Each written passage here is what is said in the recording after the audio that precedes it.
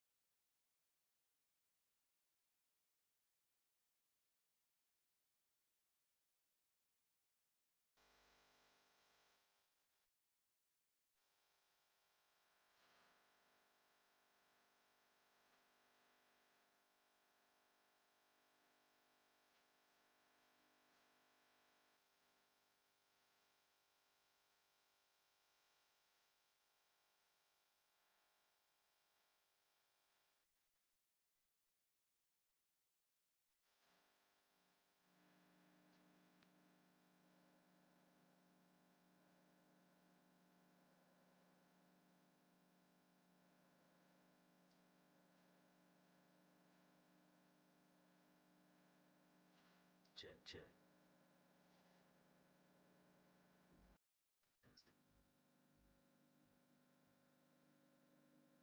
Test, test.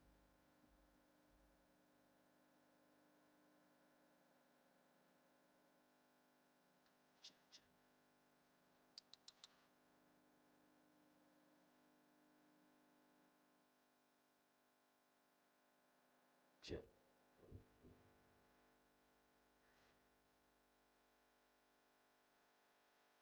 Check, check. Test it. That's loud. Check, check, check. Test it. 1, 2. Check, check, check.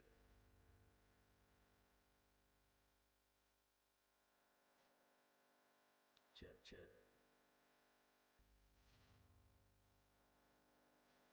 Check, check. Test it.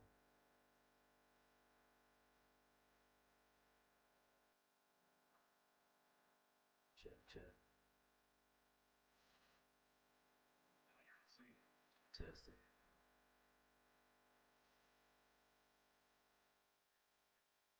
Hey. Check, check. Check. Check, check. Check, check, check.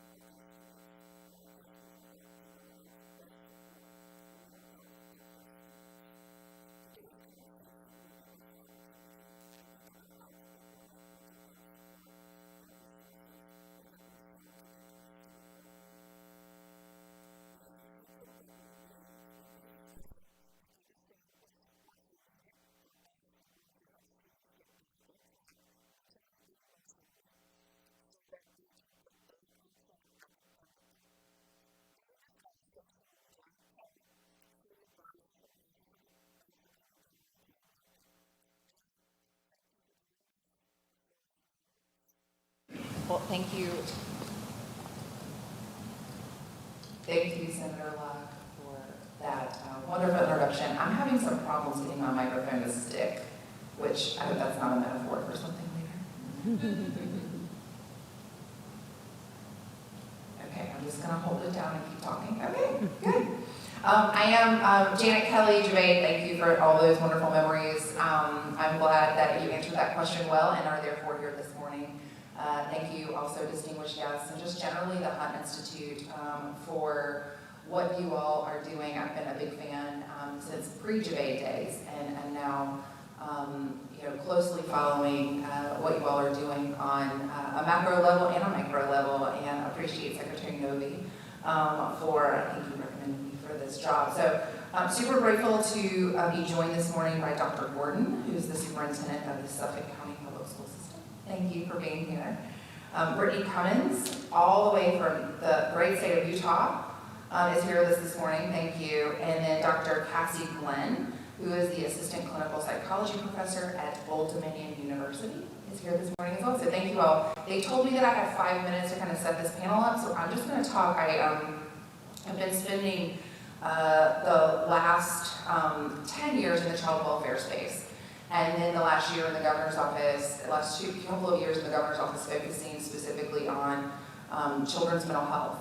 And it's amazing how those two worlds are converging. And as I was preparing last night, which is why I was not at the dinner, it hit me that I have about 10 things that I thought would be helpful. So I made a top 10 list if any of you were old enough to have watched David Letterman before we get into the panel this morning in the preamble, if you will. So here are some top 10 things you need to know in order for this panel to go well. Kids are 6 times more likely to get behavioral health services in schools than anywhere else. So if 1 out of 5 of them are not coming to school, and assumedly those are the children who need those mental health services the most, how are we reaching those kids? Virginia is 48th for mental health resources in the country. That means that 70% of kids in schools could not access the care that they needed. Number 3, not all behavior is a behavioral health issue, but 47% of kids with depression have behavioral challenges in the classroom. 38% of kids with anxiety have behavioral health in the classroom. Social media is number 4, social media is a huge driver of the children's mental health challenges that we're facing. Kids, the average child spends 4.7 hours a day on social media. Number 5, studies show that 1 day in the classroom with a phone equals 5 days of additional learning loss. Number 6, good models like the multi-tiered systems of support exist to help us navigate how to serve children better in schools. As I look around, number 7 is very important. The people in this room, by all working together, the resources like the Hunt Institute, the connections that they do, the convenings that they do, and then the dedicated leaders that I see sitting around this table and in this room. If we're going to take a strengths-based approach, I think that needs to be mentioned. The multi-tiered systems of support give us a guide to help children. So not only do they exist, but they also guide us. Based on the research that I've seen, the numbers of kids in the top tier, that third tier, that are the most challenging kids, or have the most challenging needs, I should say. Those numbers are increasing, but not at the rates that the tier 2s are increasing or the tier 1s. Every kid starts in tier 1. And so the question I think that's valuable there is, what are we doing to get the tier 3 kids out of tier 3? What are we doing to keep the tier 2 kids out of tier 3? And what are we doing to keep kids in tier 2 back to tier 1? And the answer, I believe, is a real focus on prevention. Number 9, all of this is being done under the backdrop of the governor's Right Help Right Now plan, which will bring long-term relief to the behavioral health system in Virginia, including how that intersects with the education system. Also, if you all have not received an invitation, please ping me. The governor will be announcing the 2024 budget and legislative priorities on December 14th at the Library of Virginia at 2 o'clock. So please either tune in on live stream or let me know, and I would love for you all to come. And then lastly, and I think that this is something that often gets overlooked, and I hope doesn't, I hope some of our guests on the panel bring this up today. The studies show that one caring adult, if a child has one caring adult in their life, and that person could be a parent, it can be a teacher, it can be someone else at the school, it can be a coach, youth group leader, they're 52%, they have a 52% chance of actually showing up at school if they have one caring adult in their life. Only 45% of kids in Virginia have that one caring adult. So watch this space from the governor's office over the next few weeks. I think that you will see that children's mental health, especially as it relates to his all-in plan, I see Superintendent Coons here as well. We are starting to intersect that Right Help Right Now plan with the all-in plan, and we just could not be more grateful to have this time with the leaders that we have to really problem solve and to serve kids better here in Virginia. So having said that, we're going to hear from our distinguished panelists. Thank you all very much again for coming. My first question is for Dr. Gordon. Dr. Gordon, students in Suffolk County, like every community in Virginia, were heavily impacted by the pandemic. Beyond the academic aspects of the pandemic, how have students' mental health and social emotional development been impacted these last few years? Well, thank you, Janet, and I definitely want to thank the Hunt Institute for allowing me this opportunity. Dr. Siddiqui was being extremely modest with his background. He and I actually started our administrative careers here in Chesterfield together when we both were administrators at Meadowbrook High School. Getting to your question, I think one of the first things that people have to realize is that the pandemic itself was actually trauma.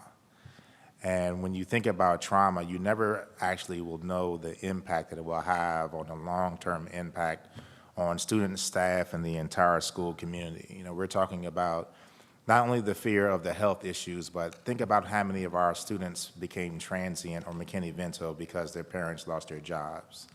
And then they had to move to different parts of your community or move out of state or move in with a relative. Those were the things that really led to what we're still seeing. You know, when I took over at Suffolk City, you know, we got to make that one little correction so my people in Suffolk don't kill me. When I took over in Suffolk City, I had only been a superintendent for 5 months before the pandemic actually hit. And when you take a look at the adjustments that we had to make instructionally with putting things virtually online, figuring out how we're going to close out the year, but then also just putting supports in place so that staff felt comfortable doing their jobs. Today, even though it's years later, we're still seeing students struggle with the ability to cope. And I think that is things that we may have seen earlier when it came to test anxiety or the start of the school year or the end of the school year. But things that we normally probably would have been able to handle seem to set some of our students off a little bit quicker.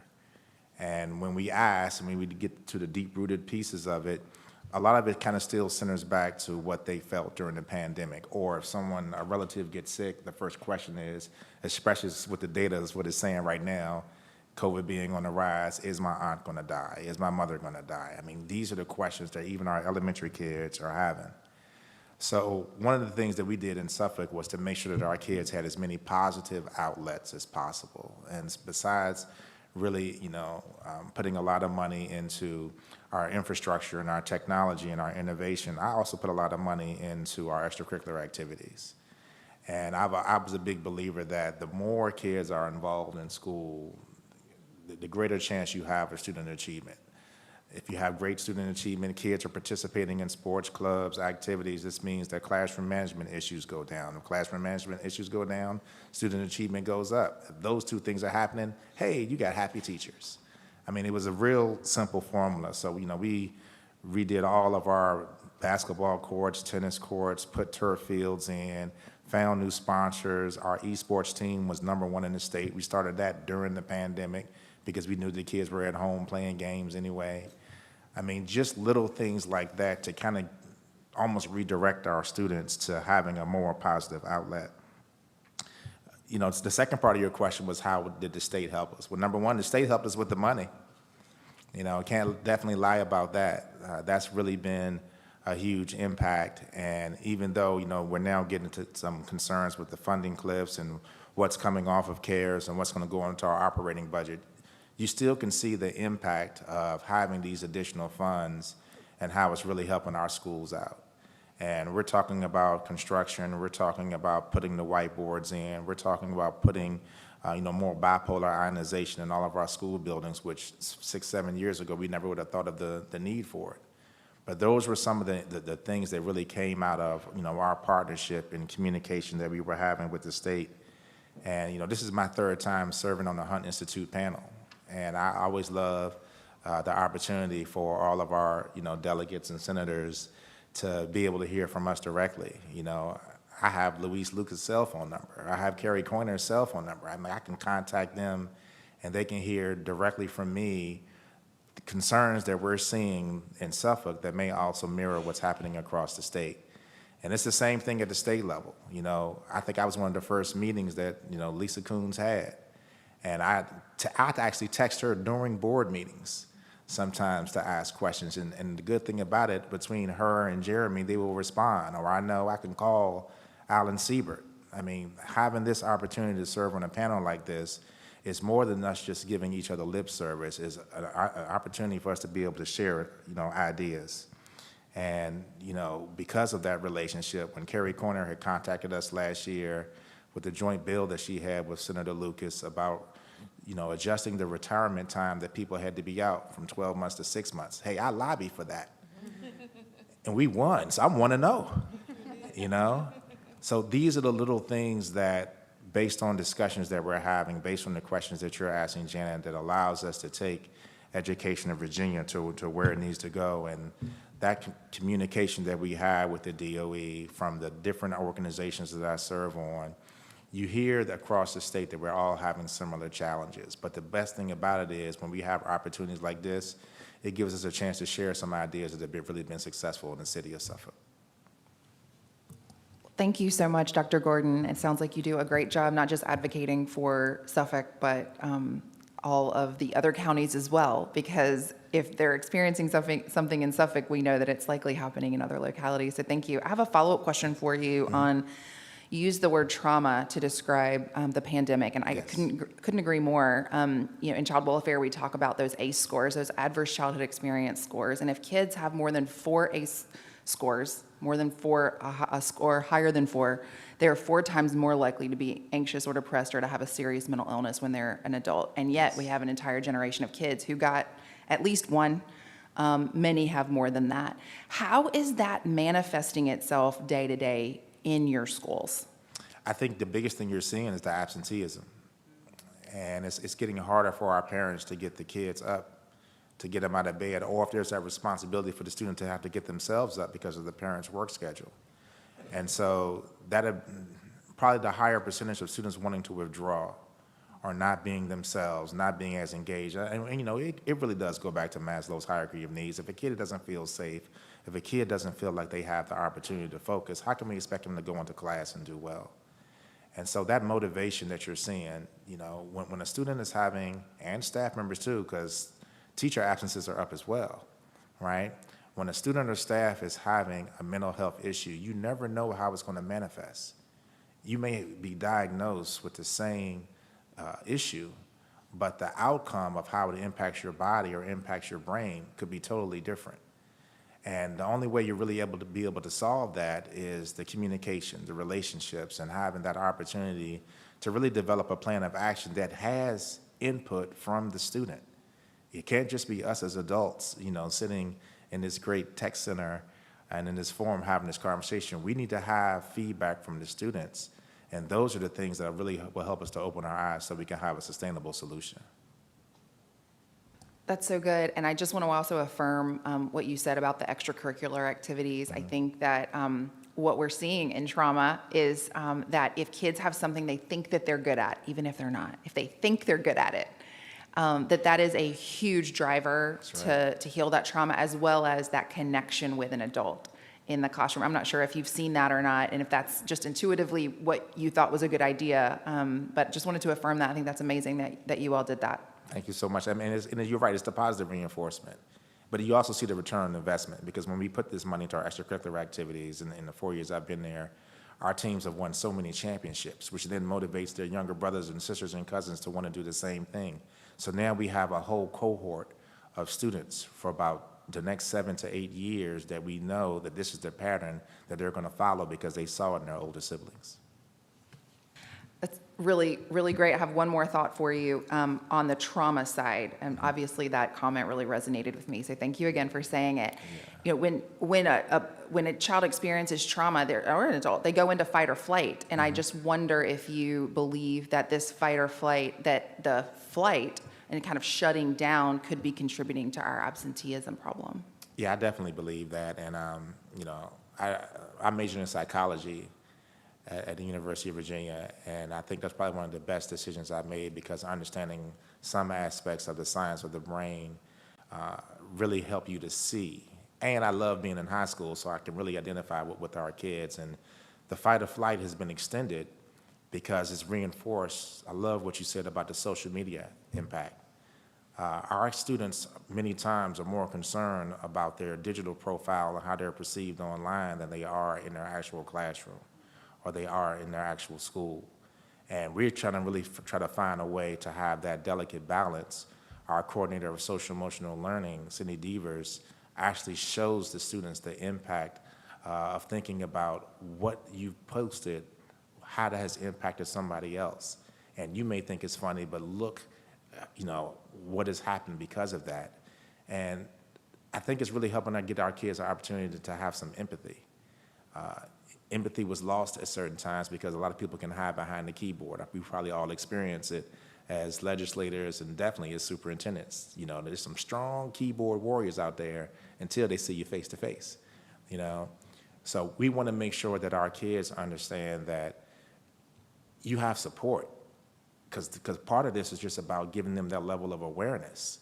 If they know that they have support out there, maybe that'll be the motivation. That one adult that you were referring to, Janet, that was in their lives, that can be the person that can potentially reach out, especially when those attendance issues continue.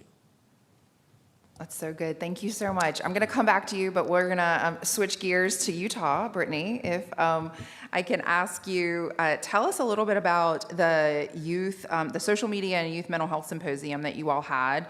You also implemented a first of its kind law implementing new requirements for young people online. Can you walk us through the impetus for the law and how Utah sees it protecting children long term? Yes, thank you. It's such a pleasure to be here this morning. I wish I could wake up to a beautiful Virginia morning like that every day. So thank you for having us here. You can. Just move here. Okay. So as has been talked about, there was definitely seen a decline in student well-being and mental health due to the experiences that students had during the pandemic. However, there's a little bit of data that goes back farther that actually shows a decline that was accelerated by the pandemic, not necessarily caused by it. And so policymakers in our state, including our governor, were very interested in, what was the overlay, what was the environmental overlay, and a lot of data shows that the ubiquitous uptake of social media has a very similar trend line as student mental health conversations do as well. And so, not to let that go or not to look at that, policymakers in our state decided to think about, well, what can we do about social media? It's one of those industries that just comes in, it like fire, takes over. We all have a cell phone. Most of our children have cell phones. And so, but we haven't taken the time to really think about the policy and the regulation around those industries. And so during this last legislative session, or during the symposium earlier this year, a few legislators, policymakers, and our governor got together to discuss what some of this policy could look like. And then during the following legislative session, passed a couple of bills. One bill that was considered was a ban on cell phones in schools. That particular one didn't pass, but there were two bills that did. And they were really thinking about, how do we regulate an industry that currently has unfettered access to our youth without any regulation? And so what are some of those regulations we can put in place to kind of buffer that relationship between youth and these companies, as well as hold them accountable for a couple of things.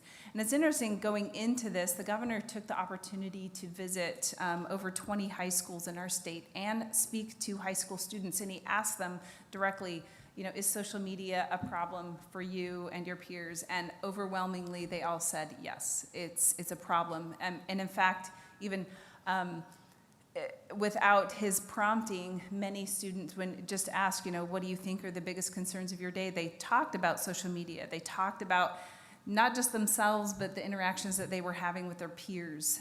They're noticing the differences, like coming into, they enjoy extracurricular activities, they enjoy coming to school, and they get frustrated when they all zone out together.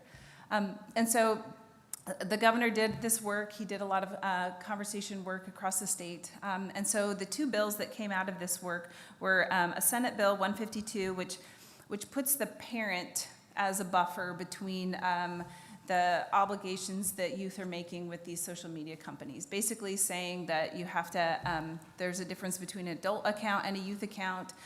You have to have some type of age verification, consent of a parent for a youth to open up a social media account.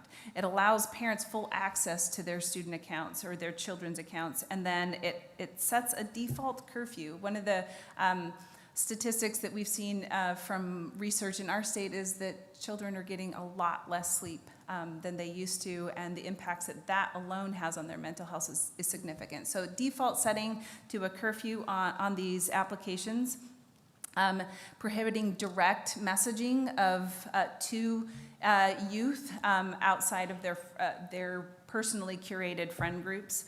And it blocks underage accounts from search results, and in addition, social media companies cannot collect a child's data. So it basically says, here's youth are different than adults, and youth should not be able to give away or unknowingly give away information without their parents' consent. Then House Bill 311 talked a little bit about the penalties that will be available to families as they look for a remediation from social media companies. So it basically says that a social media company can be held liable for harm to a youth, and it's up to the social media company to prove that they did not harm a youth under these circumstances. So it provides dollar amounts that can be acquired from these social media companies, but it basically says, you know, our youth are different. The impacts of these social media pieces are different for our youth. And, you know, new research is coming out showing that you know, all youth experience FOMO, right?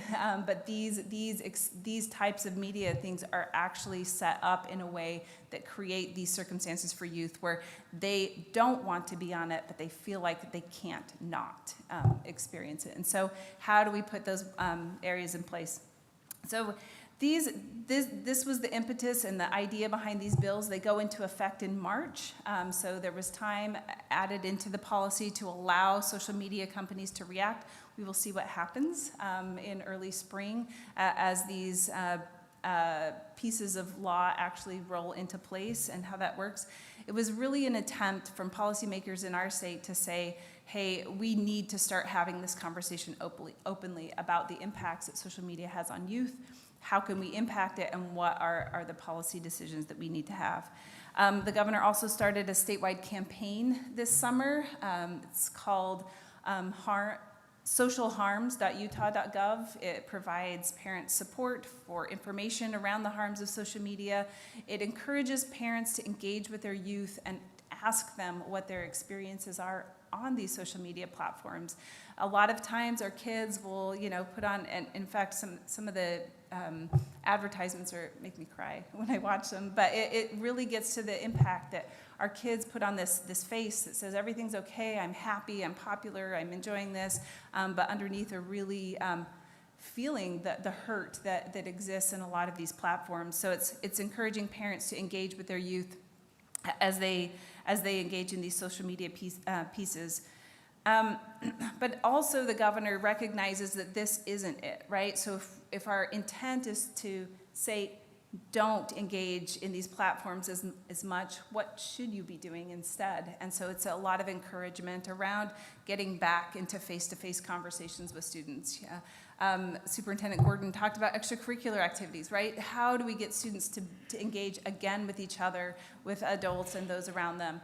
Encouraging service in our state, engage with people, understand who they are, grow the empathy muscle again, come back out of these isolated spaces and be with people and engage.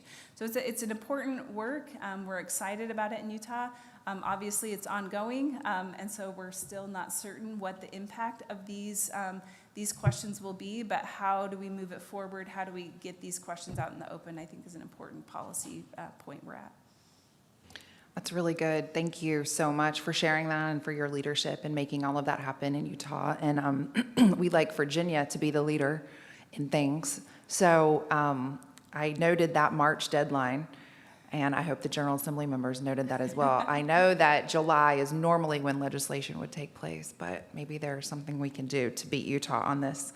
I had a couple follow-ups, if you don't mind. I'm joking, kind of. When did the shift happen for you all? I think, I'm a normal parent. I've got 3 children. I also am more active than the average parent in this world because of my job. And I think I had this perception that social media companies were just profit-driven. And just recently shifted into this belief that they're actually predatory. When did that shift happen? Do you believe with that statement, first of all? And then when did that shift happen for Utah, if it did? Definitely agree. And in fact, our governor speaks often about, the predatory nature of these social media platforms. This is not accidental. They are definitely driven by purchasing the attention of students in non-monetary ways. And in fact, I don't think students realize what they're giving up to these companies. And that's kind of the intent of this piece, is that the governor's saying, these are not safe platforms. They're not benign. They are predatory. And our governor has felt strongly about this. I think coming from a very personal position on his part, he talks frequently about his, he has 4 children, and his youngest is in, middle high school age. And he talks frequently about, the difference as a parent when their oldest children were growing up as opposed to, decisions they're making with their youngest. I have several children as well. Recognize, when my oldest was early, 13, 14 years old, this is when these devices were first coming out, and you're just like, sure, you'll be fine. You engage with your friends. It's a great opportunity to connect. And I think there's been, over the last several years, people recognizing that this is not okay. We're losing the attention of our children in classrooms, in homes, in community events as well. And so I would say that our governor, this has been something that's been of interest to him prior to the pandemic. I think it's just as he was able to become governor, this was a very immediate issue that he wanted to address. Obviously, there was a worldwide pandemic that was very, took the attention of many, but this is something that's been on his mind for quite some time. I have one last question for you before we switch gears to Dr. Glenn. You mentioned that the pandemic worsened what you were already seeing. So the pandemic started in 2020, early 2020. Addictive algorithms started in 2018. Do you believe that that is why the pandemic worsened what was already happened, or is there some other explanation? No, we do think that. So you see the trend data from kind of the uptake of social media beginning in 2010 even. You see this uptake, and you see the wellness or the incidence of mental illness or even self-harm incidents going up along a similar trend line. And so we saw the pandemic as an accelerator, right? It's this time when you have this happening, but then all of a sudden you isolate everyone, right? And you tell them to go and sit alone in a room, and your only contact with teachers, others, is either through a Zoom or a social media contact, right? So it took something that was already happening and just lit it on fire in a way that has, I think, been very difficult to recover from as we have to teach, again, the skills of interaction and opportunity for kids to really see eye to eye and understand each other. That's really good. Thank you so much for all of your work and for being here today, all the way from Utah to share it with us. I'm going to come back to you as well, assuming we have time. Dr. Glenn, thank you also for coming here from out of town. We appreciate it. In some cases, students experiencing mental health crises may engage in risky or dangerous behaviors. From your research, have there been any changes in the number of students engaging in these behaviors? And if so, what supports are available for these students? Can you hear me? Okay, thank you. Well, first of all, thank you so much for the invitation to be here. I'm not quite sure how that happened, but thank you to whoever did make that happen. So I'm a trained clinical psychologist, and I'm first and foremost a youth suicide prevention researcher. So just to give some context for my work in this area in self-injury and suicide prevention for the past 15 years. So to get to your question, yes, we have seen very alarming increases, particularly in forms of non-suicidal self-injury that youth may be engaging in. So these are the behaviors that young people engage in to harm themselves, but they don't have intent to die. We've known that these behaviors were increasing among youth prior to the pandemic and have only continued to increase during this time, perhaps not surprising, as we've seen increasing rates of depression and anxiety. Maybe just a little bit closer. Yeah. Because what you're saying is very important, and I want to make sure our friends can hear us. Not used to Thank you speaking so into a much. mic. How about that? Okay, thanks. Appreciate that. It was also included in the information and in preparation for today, not only rates in the country from the CDC's data, the Youth Risk Behavior Survey indicating increasing rates of suicidal thoughts and plans and attempts at a national level, but the really startling rates in the state of Virginia, some of which I hadn't even seen. Among our middle school students, which is really alarming. I know the focus is importantly not just highlighting the problem, but really focusing on solutions. So this is my first time in this space, so I don't know what you all have talked about before. Some of what I may tell you may be things you already know, things you've already discussed, so I'll hopefully bring up some things that will be useful. I'll start with something that was already raised as it relates to sleep problems, because it provides opportunities for universal prevention. So when we talk about universal prevention, we're talking about the types of strategies that all youth could benefit from. So universal prevention programs that we benefit from, for instance, are seatbelts. So we have known for quite some time that there are significant changes during the transition from childhood to adolescence in terms of sleep. Compared to children, adolescents, they need more sleep. They also have a biological change in the timing of their sleep. Teens want to go to bed later. For any of you that have teenagers, that is not at all surprising to you. We're not going to be able to change that. But one area in which we may be able to change is the wake time. And so I imagine this has been discussed at some point within this group before, but there is really compelling data about shifting school start times. There are great examples of the types of risks that are conferred when kids are, particularly high school students, are waking up in the dark, cutting off that essential sleep that they need. We know that there's more accidents, including car accidents, when young people are driving to school. If they're even able to get there and get out of bed, we know that they have difficulty concentrating and problem solving and all of the things that kids need cognitively to engage. They have trouble regulating their emotions. And there's pretty compelling data in states like Minnesota. Even if you push the school start times back by an hour, you see reduced rates of depression, you see improved concentration in the classroom, you see fewer car accidents. So that's one opportunity with sort of low-hanging fruit in terms of things that could be helpful for youth. And there's a lot of things that also may interfere with sleep. We were talking about social media. We know that that may be one of the ways in which young people may be staying up late. They may be emotionally aroused with this information, and the screen time we know is not helpful for good quality sleep. So I can provide a lot more information related to that, but I'll start with sleep. The other area that was already mentioned by Dr. Gordon was talking about activities and engaging in exercise, and this is another great opportunity for universal prevention. We've known for quite some time that exercise has really powerful mood regulating properties. There's even some really compelling data that for mild and moderate depression, for some teens, it can be as powerful as an antidepressant. So really ways in which exercise can be helpful. Plus it burns cortisol. We were talking about stress and trauma. So cortisol being the output of our stress response systems. Exercise can help to burn up that cortisol, and it helps with sleep. So these things feed back into each other.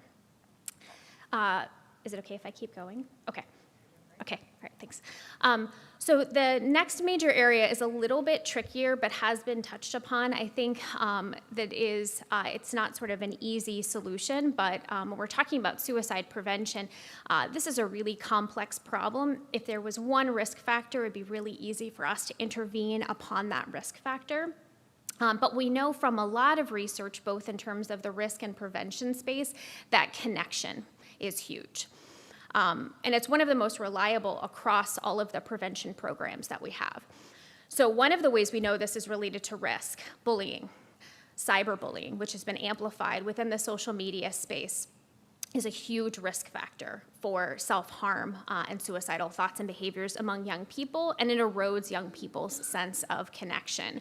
Building connections, and that can be with family members, with peers, with schools, with community, these are the types of prevention programs that we know on a large scale can be helpful for youth. You were mentioning having one trusted adult. That's a big portion of these types of prevention programs. And added benefits of activities that Dr. Gordon was talking about, getting kids involved in activities, having a shared identity with someone in the school helps you feel more connected to your school, to your peers, and to some identity. Even perhaps if you're struggling in the classroom, you have this identity outside of that classroom space. And I'm happy to talk about some of the suicide prevention types of programs specifically. And the last thing I just want to add before we finish is access to evidence-based assessment and treatment within schools. Like at the college level, there are mental health problems. The severity and the scope is far beyond what schools have had to manage historically. And so there are not as many mental health providers within schools. There may not be the training in the complex types of problems that individuals within schools are tasked with. So I don't know exactly what's happening across the whole state because I'm only in one area of the state, but I know even within my region that not all mental health professional programs, so individuals who are trained to be mental health professionals, mental health counselors, social workers, there's not a requirement, or if there is a requirement, it's not always implemented consistently for suicide prevention training. All of our individuals who are mental health professionals, who are going into the schools, who are working with our young people, should have to have some type of training in evidence-based assessment and treatment for suicide prevention. Well, thank you, Dr. Glenn. That's just not only super informative, but I really appreciated how I think you affirmed, we know that mental health is physical health. We know that mental health is health, but then you kind of flipped that and said, but physical health also impacts mental health. And we tend to bifurcate those, and we tend to, at least I do, think of them as unrelated or one way. And so I really appreciate all your research and all that you said today. And thank you so much for just being here. We are going to transition to legislative Q&A with our distinguished General Assembly members and our distinguished panel members. So if you have a question, please indicate by raising your hand, and we will proceed that way. Senator Favola and then Delegate Simmons. Thank you very much to the presenters. So my question revolves around the concept that teachers could be better trained to identify their students who might be struggling with mental health issues. We have implemented some, I wouldn't say it goes as far as peer counseling, but in our family life curriculum, we talk about how you should help your friend if your friend is suffering, and maybe even tell the teacher that your friend is having a problem. But when you complete the circle, our school systems need to have enough mental health resources to help the child. Counselors need to have enough time to actually be speaking to the student and not doing their class schedules for the next semester. So do you have strategies in terms of what an ideal mix might be for a set of counseling resources that should be available in each school?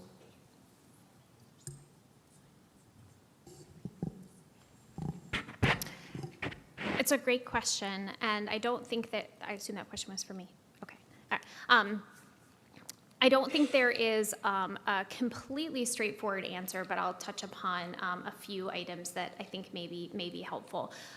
So I think individuals who encounter the child, as you're saying, it is helpful for everyone within the system to know what to look for, and particularly because it might not be, depending on the age of children we're talking about, the symptoms that we might be concerned about might look a little bit different. So I'm just going to give one small example. We focus a lot on the middle school and high school years. That's most of where we've focused when we talk about self-harm and suicide prevention. We're seeing alarming rates of increase among preteens, broadly defined as 8 to 12-year-olds, which is not a population historically that we asked about suicide, that we were concerned about, that we even have evidence-based measures, frankly, to use with this population. But what we do know in that age group is that there are more attention deficit, conduct problems, and other types of behavioral problems that have been linked to risk for suicidal behavior, which is going to look very different, right, than a young person who may be depressed or anxious in the classroom.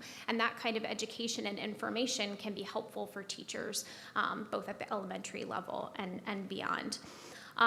So the types of programs that have demonstrated some efficacy at this point, there's programs, I'll just use one example, is a program called Sources of Strength, and I think it touches upon some of what you're alluding to there, which is teachers having the knowledge to identify students who may be at risk. But what we know is that young people like to talk to young people.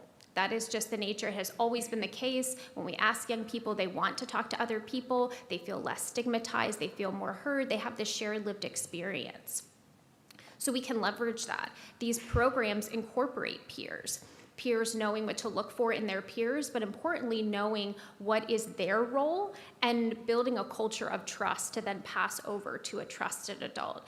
Too many young people feel as though they need to keep their mental health symptoms of a peer a secret, and that culture of secrecy can then impact the mental health of a young person who's being confided in. And so building that type of community or system where a peer can identify, be a gatekeeper, they know when someone is at risk and then can pass to a trusted adult.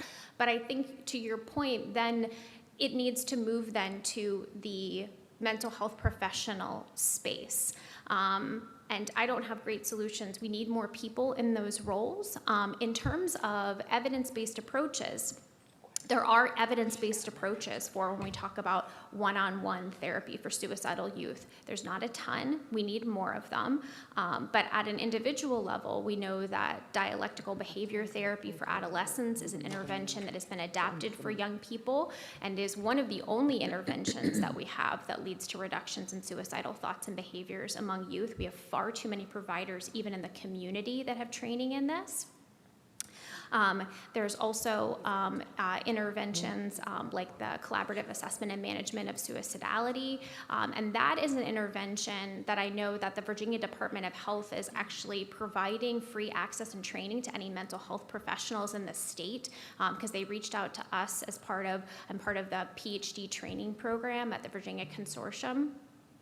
And they reached out to us to offer free training for our students, and I think that model of offering evidence-based training. That's so good. I don't want you to stop. I want you to keep going. But I know that we have more questions, and Delegate Simons was next, and then Senator Barker. Can you go after her? Okay, wonderful. Could I just intervene just for a moment? Good morning, everybody. Yes, ma'am. And I know everybody's just so excited about the information, but we have a brief announcement. Delegate Corner. So we are not going to take our scheduled break. We're going to keep powering through what was the scheduled break. So if you need to get up, do it on your own. We will stop questions at 10:20 to just give us some transition of speakers. So I would ask that we're all mindful of how many questions we ask so that everybody who has had their hand raised has an opportunity. Thank you. Thank you. Thank you both.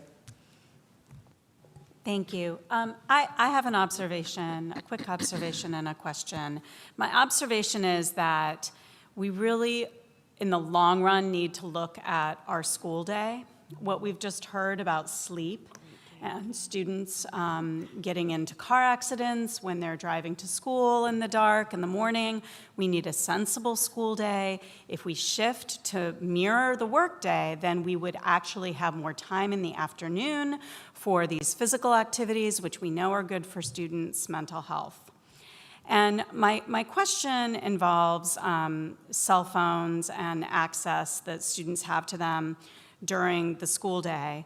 I was a classroom teacher early in my career, and I just last year went back as a sub, and I was shocked how hard it was for me to get my high school students, when I subbed, to put down their phones, put away their phones. They would constantly take them out. Didn't matter, all the students, every single type of student was really drawn to their phones. So I've heard, and this is for Dr. Gordon, I've heard that in the Richmond area, there have been schools that have experimented with limiting the use of phones. I don't think that's very popular with parents, but I'm not really sure. And so I just kind of want to know what's happening with that, what you think of that as a policy, if it's even in the realm of possibility, and kind of your thoughts on that. Yeah, thank you for that. And you probably want to have that conversation with Superintendent Cameron in Richmond and Melody Hackney in Hopewell, but ask them at the end of the year just to see how it works. Cell phones, they definitely do have an impact, but I think the challenge is going to be, and you dropped a huge hint to it, the parent pushback on eliminating students to have cell phones during the school day is going to be vast, and the main concern is because of the safety issue. They're going to be concerned that if something happens, they want to be able to reach out. And unfortunately, we do have times and opportunities where some of our parents and guardians have actually reached out to students during tests and other situations, or have been concerned because they couldn't reach their child because of where they were in the building when it came to cell phone service.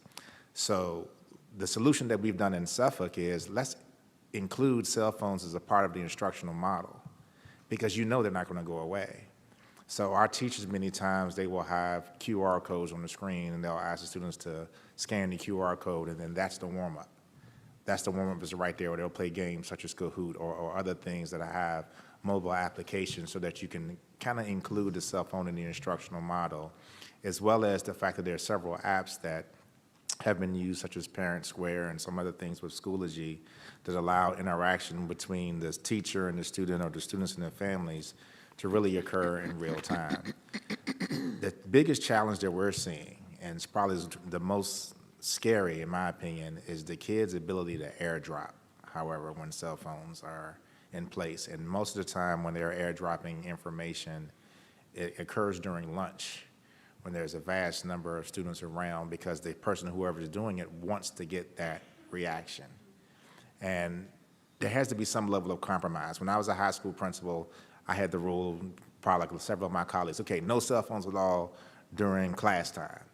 But because I know that the kids still wanted to be on it, when you're changing classes, you can pull your cell phones out. When you're at lunch, you can have your cell phones. And the kids were just happy that we listened to what their concerns were, because we made them a part of the decision-making process. I don't know if we'll ever get to a time where we completely ban cell phones in a school division, because then the technology will probably be so advanced that they're using their watches and other devices anyway. But you have to be creative in finding ways to actually include the technology, these mobile devices in instruction, and then that takes away some of that risk factor and that eagerness that kids may have to use it when they're not supposed to. I can piggyback off of Hopewell. Since I represent the city of Hopewell, they did ban cell phones in schools. And I've asked our superintendent about it. It has gone very well, both for academics as well as for behaviors. And there was, as being a representative, I got a lot of emails when they first said they were going to do this, and could I step in and do something? And my answer was no. I'm not on your school board, and I'm not your superintendent. And people were very anxious. It has gone really, really well. I also would encourage everyone. John Haidt is a professor at NYU. He wrote the book Righteous Mind a while ago, but he wrote a book, The Anxious Generation. And I would encourage you to look at his research. It is not just a United States problem. It is a worldwide problem since social media and cell phones came out since 2010. And, his answer would be if parents are anxious, there's a thing called a flip phone that still exists that has no apps and no smartness to it. And those are perfectly acceptable if you really want to call your child or they need to call you. But I actually think we probably will get to a place based on if you look at what's the changes that we're seeing in the places that are trying it, where more and more people are going to say it's worth upsetting people for the fear of the change to do it for the long-term mental health and behavior and academics. So from Hopewell, I would tell you, we had all the things that everybody was afraid of. It happened, and we've had a school year. They are on a year-round schedule, so this has been since June, and it's gone very well. That's excellent. Thank you, Delegate Corner. I had a 16-year-old with a flip phone, so it's doable. Senator Barker? Thank you. Last year in the budget, we put in language directing the Behavioral Health Commission to address the issue of mental health services for school-age children. And we have our staff on the Behavioral Health Commission has been working very hard on this and a lot of other things. And at our meeting that we had in November, and we may have another one here coming up shortly, they provided I think it was about a 32-page document that dealt with the issues of the Tier 1, Tier 2, all those types of things, and talked about the options on how you can do it. There are some school divisions that are large enough and that have enough resources to be able to provide pretty extensive services. There are a lot of other school divisions that don't have that luxury there. I've been working with a large group home that has developed an expertise in mental health services for children, for school-age children, and they've provided it within their home, but then also have been working with some school divisions around the area and are eager to try to be able to develop a comprehensive proposal here. And they have had perfect accreditation scores and have actually been very leadership driven on it. And I think one of the things we need to do is to make sure that we are in a position to be able to work with school divisions and with groups like the one that I've been working with to move forward and to provide the mental health services that will make the best long-term impact on students there rather than just doing the easy stuff there. Couldn't agree more. Would you mind sending your colleagues a copy of that report? Yes, I could do that. Thank you, or maybe the Hunt Institute would volunteer to do that. I think it's absolutely worthwhile reading. We appreciate all the work of the Behavioral Health Commission. Yeah. I'm meeting with Natalie next week on it, so Okay. thank you. Who's next? We have Delegate Delegate Rizzo. Tata and Delegate Bulova. Good morning. First of all, I really appreciate this conversation and these topics, and I love all the speakers, and these are really complex issues and I know not easy to solve. But my question is about absenteeism, and Dr. Gordon, I know you mentioned it. In the city of Virginia Beach, the head of the social services department told me that, and I don't know if this is universal or just our area, but the #1 indicator for children ending up in juvenile delinquent facilities is chronic absenteeism in the elementary school. Mm-hmm. It's a huge thing, and as you said earlier, about 52%, if only 52% have at least one parent, that's a problem. I'm just wondering, how are you addressing it, and what can we do to make sure that that's curtailed? Yeah, and thank you for that question. And that's probably the most challenging one because That isn't something that school divisions can actually control as much as we would like. But you have to be able to find incentives and motivation to really get your school community to understand the importance of it. So we did a huge campaign on attendance matters, and we put data up there on how 1 day affects, 5 day affects, 10 days affects, et cetera. And to get our folks to understand that when you have a student that is missing school, it's not just the fact that they're missing out on instruction, but what are they doing when they're not actually in school? That was probably our biggest concern being in an urban area. What are they getting involved in? And, you know, we hired a lot of attendance monitors that really expanded to travel throughout the city. You know, Suffolk's the largest city in Virginia with 432 square miles, as I'm sure you already know. So having enough people to cover all of that territory, but then you notice there were pockets where things were being concentrated. And of course, there was a strong correlation with lower socioeconomic status. But the other side was the more rural areas where if a kid missed the bus, because they're so far away from school, many times the parents weren't going to take them to school. And so you had to have a multifaceted approach. I sat down with all of our judges in the city and really asked them to draw a hard line, which is hard because they know that some parents may have some, or guardians may have some challenges that aren't normal, but we still have to be consistent with it. The second thing that we did is I actually have attendance incentives right now where every month during our leadership meeting, we put the data up on the screen for our elementary and secondary, and we have a competition. And I'm a former basketball coach. I try to make it as competitive as possible. And the schools that have the highest elementary school or the highest secondary school that has the highest percentage rate, we give them $500 that allows them to do whatever they want within the school. And the principals have now become super competitive about it because they want that $500. But we develop a leadership dashboard with a partnership with Power School and Unified Insights so you can see your attendance real time. And then we post that information on the websites. And we have our principals make school messenger calls, letting them know this week our attendance rate was 93.48. We're trying to get that $500. We need to get above 95%. The other conversation that we had was showing our principals, if you were at 94% attendance rate for average daily membership, this means that 6% of your kids are automatically going to be SOL failures. You know, we tied it back to that. Like, if you can cover the attendance piece, you're giving your kids a better chance for these, you know, really high-stakes tests that you're taking in the late spring. And then you had to make the parents aware of it too by putting the data out. We have it in the libraries. We have it in all of our elevators at central office and in our schools, in our school council departments. We put it everywhere. And this attendance campaign, again, really opened up the awareness level because when people hear, you know, chronic absenteeism, okay, if I miss less than 18 days, I'm good. It's terrible. You know, Senator Lucas saying that's bad. No, that's terrible, right? But they don't understand the impact of that. So then what I did is I had students share their stories. Because I missed this one day, then this day had one quiz and 2 tests. Now I have to make up all these assessments, plus make up this makeup work. So 1 day of absence is 3 days. And then we also flipped it around for the staff, where if a teacher misses a day, to catch the kids back up, sometimes it's 4 days. So when you put that information out there where people can actually see the impact, because the teachers feel the pressure too when it comes to the pacing guides and the curriculum maps, when they can see all of that, they now understand the importance of missing just 1 day and the long-term effect it's having on the school.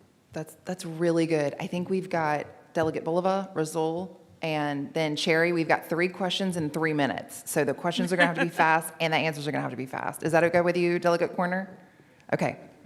All right, that's a lot of pressure, sorry. All right, so I wanted to go back really quickly to mental health and social media, but just because when we did our breakout groups yesterday, I mean, that was kind of the #1 topic that the superintendent from Roanoke County went ahead and brought up, and it kind of pivots off of what Shelley was asking. So it seems like our school districts are implementing various strategies, everything from cell phone bans, you know, down to kind of managed use. The question is anybody actually collecting data and looking at these models to see what is working and what's not working so that we can actually learn from each other? And so I think it's great that we're kind of experimenting. It would be a shame if we're not actually collecting and coordinating data so that we can figure out what's working and what can be replicated. That sounds like a wonderful thing for DOE and the Hunt Institute to partner on together if it's not already happening. So we'll follow up and make sure that it is. And so I guess we'll all do it together. The word we haven't used, which is interesting, is addiction. And I really think that we should be injecting this word and be very express about the word addiction. However, I'm not the expert, so Dr. Glenn certainly would welcome your thoughts on that this is an addiction and needs to be treated as such, and maybe from a curriculum perspective, be thinking through it. And then the second thing for Ms. Cummings, my kids have all kinds of different programs that they can access beyond the traditional social media. So I wonder how you all defined social media. Quickly. Very quickly. I think there are aspects of social media that can be addictive. We know that there are behavioral addictions like gambling. We've known that for quite some time. So I think one thing that I think Brittany touched upon, but that we haven't talked about as much, well then, like addiction, we can use a harm reduction framework to think about. It's out there.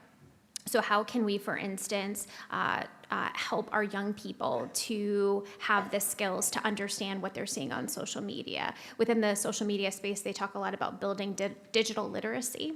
So really understanding misinformation, really understanding how these algorithms work, and really helping them to be sort of collaborative in this space, in addition to putting sort of, bumpers and guardrails on it.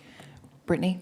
And I would say, as far as defining social media, in some of the initial lawsuits that the state filed were around the main platforms that have known addictive algorithmic properties to them, such as TikTok, Instagram, or the whole Meta kind of program. But and I would say that the opportunity to look at those specifically, but recognizing that there is a lot of different types of platforms that our students engage in. And while our cell phone ban didn't pass our last session, our governor is still interested in removing cell phones from schools and asking for school leaders to actually reduce the requirements for students to engage in different types of applications in order to engage in, extracurricular activities or schedule changes even, right? Recognizing that technology exists and we can benefit from it, but don't push your students and families towards phones and devices and applications in order to engage with the school community. It's really good, Brittany. Thank you. Delegate Cherry, you have the last question, and then Delegate Tata, it's back to you for the next panel. I'm going to have to hold my button too. Coming back to the legislation of the ban, what was the discussion around it, and how close was it in terms of it finding support within the legislature? Like, what was the main talking point for people saying we can't do this or we shouldn't do this? Right. The initial pushback, as Superintendent Gordon talked about, was the parents being engaged, and I think Representative here as well mentioned it in that. It was parents worried about what their contact with their children is. And so one of the things that our governor is looking at now is how do we create a structure, a policy structure that looks at this, that makes sure that everyone has everyone's back, right? So you have a statutory ban, which is, a hard hammer, and then you have just random pop-up policy around the state. One of the things you run into with pop-up policy is, if it's just classroom level, who has the teacher's back when a parent gets frustrated or a student gets frustrated? And so one of the things that we're looking at this currently is how do we get, if not statewide policy, although the governor would prefer that, if not statewide policy, is there things that districts can do holistically that engage parents, families, teachers, classrooms, that have a policy that says cell phones should not be in classrooms. They're not necessary, they don't need to be there, get them out, and here's the backing that all of the different levels will have on that. But yet it was mostly just the fear and the anxiety that exists with families or having that new expectation that they can be in contact with their children all the time. All right. Thank you all so much. Again, thank you to our guests, especially those who traveled out of town, which is all of you, but she wins the prize. Delegate Tata, please take us on to the next panel, and we appreciate everyone's participation. Good morning. Do we have our panel? I think we're going to transition our panel. The next group of folks to come join us at the table. Thank you all. That You have was about really 3 minutes, amazing. everybody. 3 minutes. Okay. to get up here?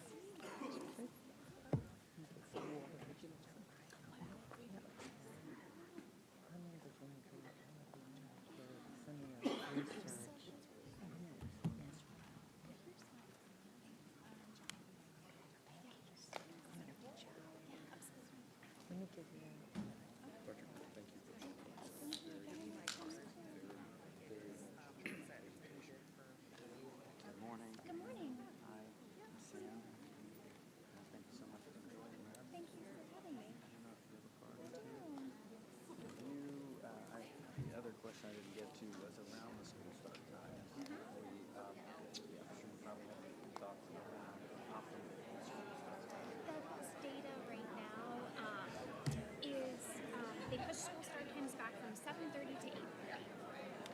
And Minnesota Track, they looked at all of the positive outcomes, and even an hour can make a huge difference. Thank you.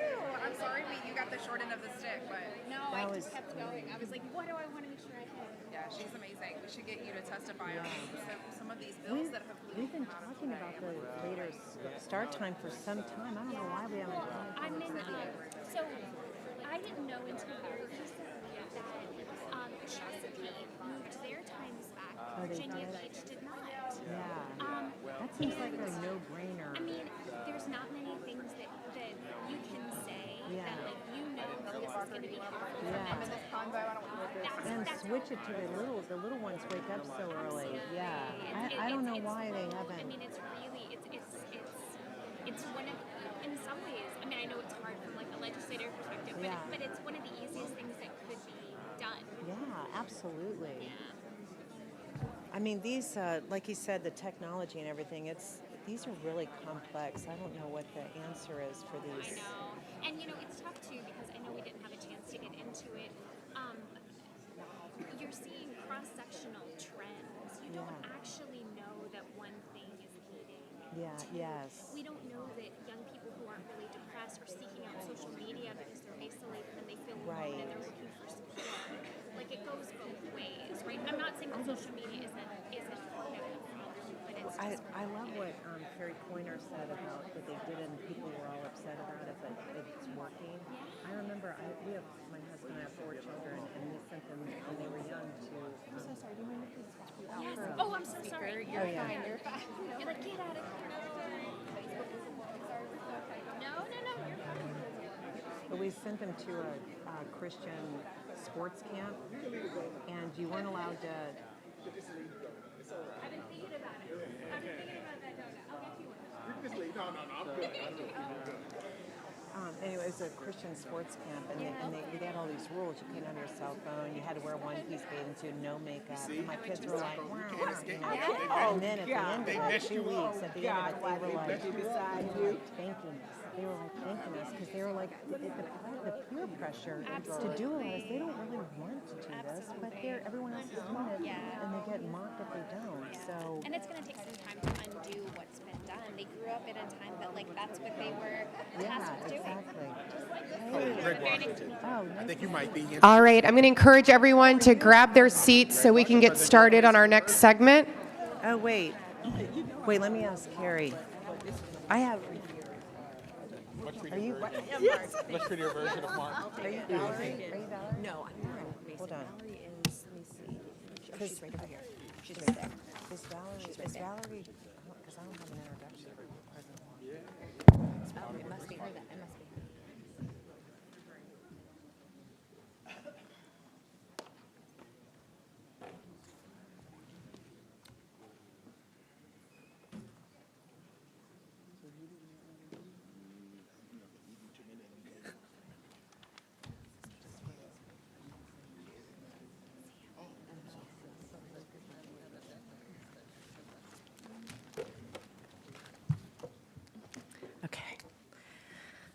Good morning. As I was introduced, I'm Delegate Ann Farrell Tata, and I represent the 99th District, which is the northeast corner of Virginia Beach. Our next session will discuss the importance of providing early exposure to the vast array of post-secondary options and potential career pathways that exist after high school. Education is not just about imparting knowledge, it's about lighting the spark of curiosity and guiding our students toward fulfilling and meaningful futures. We can all agree that our students deserve access to a clear roadmap to post-secondary success and robust learning that prepares them for a rapidly changing workforce. Work-based learning experiences are critical to getting students into high-demand, high-paying industries. Providing opportunities for students to earn industry-recognized certifications and credentials in high school make them more employable. It allows them to earn stackable credentials in high school or upon graduation. Virginia's General Assembly has prioritized access to post-secondary coursework for high school students. Last year, SB 1281 passed unanimously and directs the Board of Education to develop guidelines for prioritizing to the maximum extent practicable dual enrollment programs, including the Passport Program, the Uniform Certificate of General Studies Program, the New Economy Workforce Credential Grant Program, and other courses that allow high school students to receive credit toward the completion of an undergraduate course, degree, or credential offered in the Virginia Community College system. We must continue supporting high school innovation and ensure that current requirements do not stifle innovation, and we must equip students with the skills they need to succeed after graduation. In last year's budget, we approved $100 million in funding for lab schools in Virginia. With a workforce with ever-changing needs, it is paramount that we work to provide students with as many opportunities as possible for their future success. Our session is to discuss the power of early exposure to ignite the spark that I mentioned earlier and prepare the Commonwealth's future workforce for success. During this session, we'll hear about how early exposure to the various pathways to post-secondary and careers can be catalysts for building confidence, identifying passions, and preparing our students for the ever-evolving landscape of the professional world. Leading our conversation will be Valerie Keating, Senior Director of State and District Partnerships at the College Board. Valerie will introduce our conversation and our panelists. Thank you, Valerie.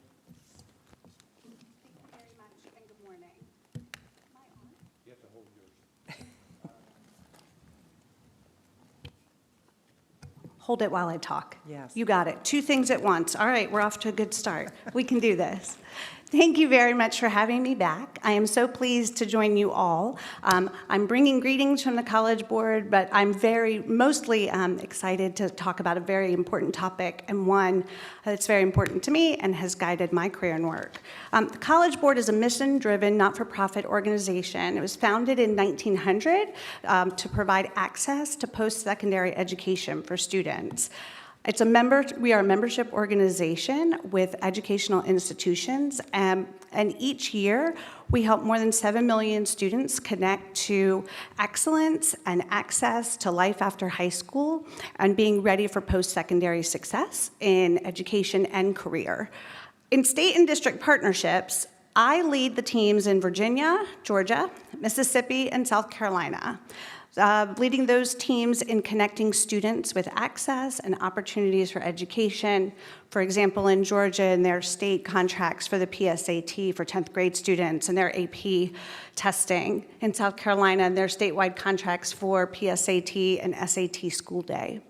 In Virginia, I am assisted by a team of 2 more who we support Virginia schools and school divisions in all things college and career readiness. That is my passion.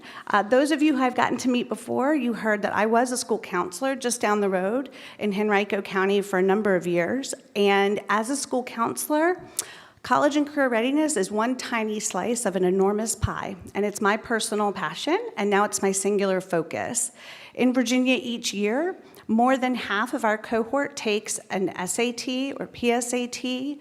A quarter of our graduating class each year earns a qualifying score on an AP exam, which that translates into credit in our Virginia AP credit policy.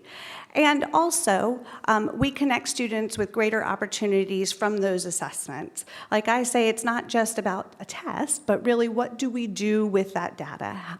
I believe that you master what you monitor, and one way of monitoring is measuring and then connecting students with opportunity. So that's through our Big Future Scholarships programs, Big Future Career Exploration and Planning as well.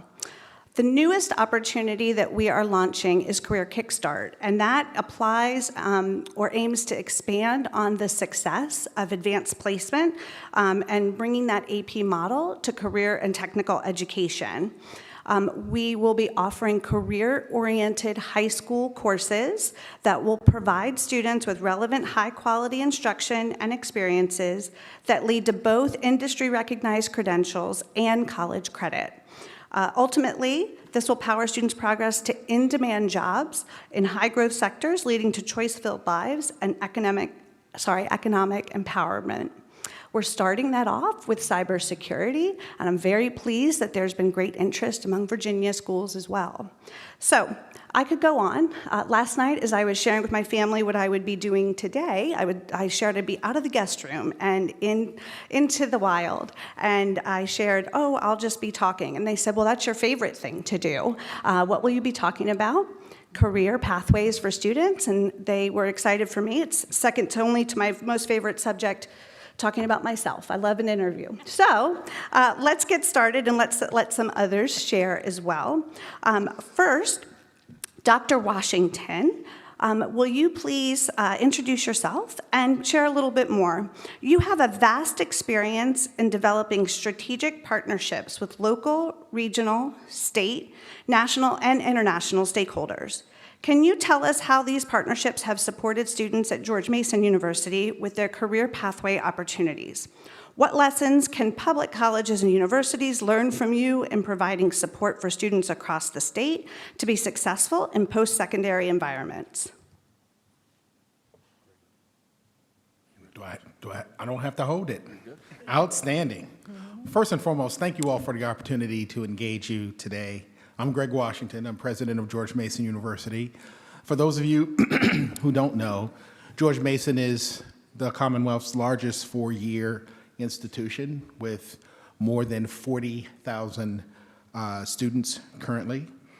We just took in our largest and most diverse class of students.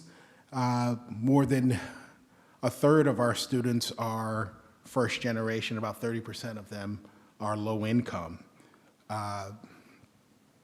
And that's important for a whole host of reasons relative to this particular session.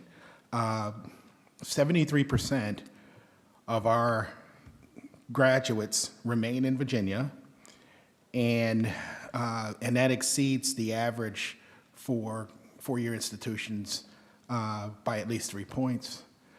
And 30% of our students who come to us from out of state also reside in Virginia. That's a very, very important point. It takes somewhere in a neighborhood of right about 6 years for the state's average investment in our students to be paid off by the tax receipts of the individuals who actually come to our institution. All of this pertains to why it is an incredibly important investment, because after that 6-year period, it's all new money to the state. The benefit goes beyond the investment. You know, when I started at Mason, we focused on partnerships as a key mechanism to help our students with their future careers, but also to help the institution. As you all know, Mason is an underfunded institution. I'm contractually mandated to state that every time I'm in a room with you all. So I will. But we adopted the motto, publish. You know, at universities, they had a motto of publish or perish. You all have heard of this, right? We adopted the motto, partner or perish, to replace it. You know, when you're 50 cents away from a quarter, you need partners in order to help you. And those partners have come through in fine colors for us. Look, our concierge partners provide interns and jobs to our students upon graduation. They provide what we call capstone experience projects. And what a capstone project is a group of students will go work for a company, they'll go work in a company, and a company will give them a project, which is a problem to solve, and they'll work on it over a period of a couple of semesters and then come back with a solution. That's great experience to the students because they get a real world problem to supplement their education. But it's also a huge benefit for the company because, you know, students don't know what they don't know. And sometimes those solutions that students come up with are solutions that the companies themselves haven't even thought of.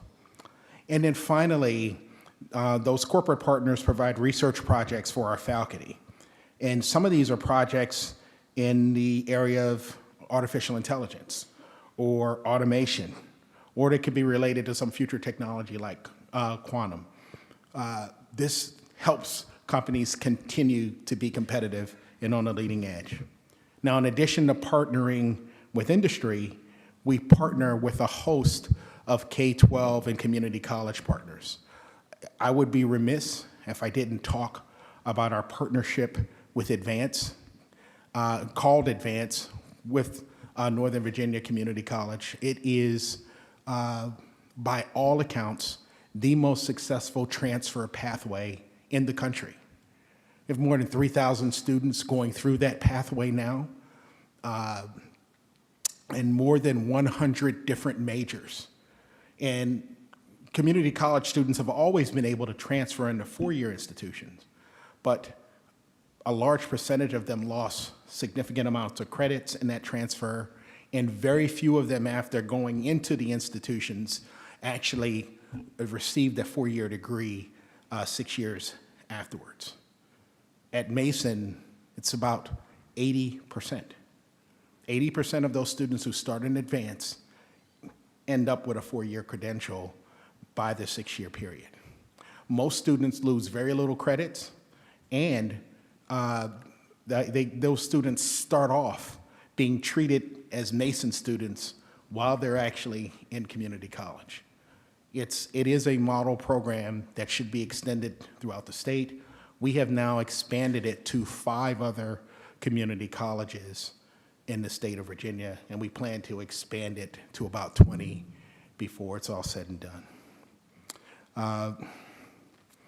We have a program, another partnership program that's hugely successful. It's called the Early Identification Program. This is a partnership with K-12. We identify young people in the 8th grade, and we set an agreement between the parent, the K-12 partner, that's the partner middle school and high school, and then the university. And what that partnership does, it says, we're going to help you matriculate. We're going to provide you resources and services and support to help you get to college.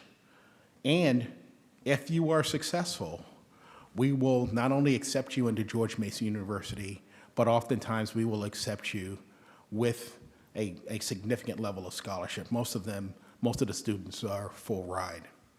We have more than 300 students currently in the program, and this program has been a huge success because we primarily target low-income students from Title I schools. And so to have that level of success rate, we have well over an 80% graduation rate of those students, which exceeds the national average by a wide margin, and it exceeds the average for our first-year freshmen who come into the university in a traditional realm. So that program is extraordinarily successful. And the last partnership I'll highlight is a new one that we are starting. We think that the barriers to success for students who come out of high school and enter college are still too high. They got to go through and they got to do an application, and they got to go through a whole host of hurdles in order to prove that they're worthy to be considered for admittance to our institutions. Well, we don't need all of that. We can look at young people based on how they're performing in high school, based on what classes they've taken, right? We can determine if those individuals are going to be successful at a place like George Mason. And so what we've started is what's called a direct entry, direct admissions program. I will contend to you that within the next 10 years, direct admissions will be the mechanism by which all students enter universities. The state of Georgia just went to direct admissions for a large percentage of their students. The state of Tennessee went to direct admissions for their students, and it works backwards. Basically, the universities go to the students and tell the students, you are conditionally accepted, apply. We've started that now with our first pilot cohort of students, and we're having huge success. More than 30% of the students, upon receiving our letter, accepted admittance into George Mason University within 30 minutes. And so we are just ecstatic about what that can actually bring in terms of lowering the bar for success and entry into higher ed. So I have a whole host of other things I can talk about. We have more than 20 different partnership programs. I just wanted to highlight a few. Excellent. Thank you very much. What a great way to highlight partnerships, but also that last one especially, talking about access for students and making it easier for students. Great handoff also to Dr. Dore, who will share with us a little bit more. You have focused on supporting open access, student access, and economic mobility. Can you tell us how Virginia Community College System provides programs that work to connect students to different career pathway options? What are some of the factors that impact success during the transition into post-secondary pathways? Great. Thank you, Valerie. And good morning, everyone. I'm delighted to be here, and I wanted to thank Senator Lucas and Delegate Coynier for the invitation, so thank you very much. My name is David Dore, and I serve as the Chancellor of the Virginia Community College System. And just a little bit an overview of our system. In 2022, the Virginia Community Colleges served approximately 230,000 students across the Commonwealth. We operate 23 independently accredited colleges, 40 campuses, and we comprise about 46% of the undergraduate public population of students in the Commonwealth of Virginia. And just some facts about access. Approximately 89% of our students are ALICE population students. That's asset limited, income constrained, employed. And so we're really serving, I think, some of the most disadvantaged populations in the Commonwealth. And when we talk about pipeline, and just as a little overview, so we graduate in Virginia about 90,000 high school graduates every year. And that obviously has always been a very important population for the Virginia Community College System. However, what we are finding, what is becoming more important, and President Washington really talked about this, and I think that's the same theme for us, is this partnership or parish, is really digging much deeper into our K-12 system. And so I just want to share some of the initiatives that we're doing in terms of how do we get students on a pipeline much earlier into some sort of post-secondary education. I want to talk about, first of all, many of you are aware of the Virginia Wizard. And the Virginia Wizard is a tool that was developed in partnership with the Virginia Community College System and the Virginia Department of Education. Really, it's an interactive tool that gets students, starting in elementary school, that gets students, if you will, really familiar with various career pathways. And I think it's so important also to get parents involved in that process. And there is, if you look at the disruptions that have occurred in industry today, there are so many pathways that learners can begin a pathway that doesn't necessarily need to end in or lead to a 4-year degree before they can become really employed in a high-wage, in-demand sector. And so I think that's a really important component. And the Virginia Wizard, I think we start that very early.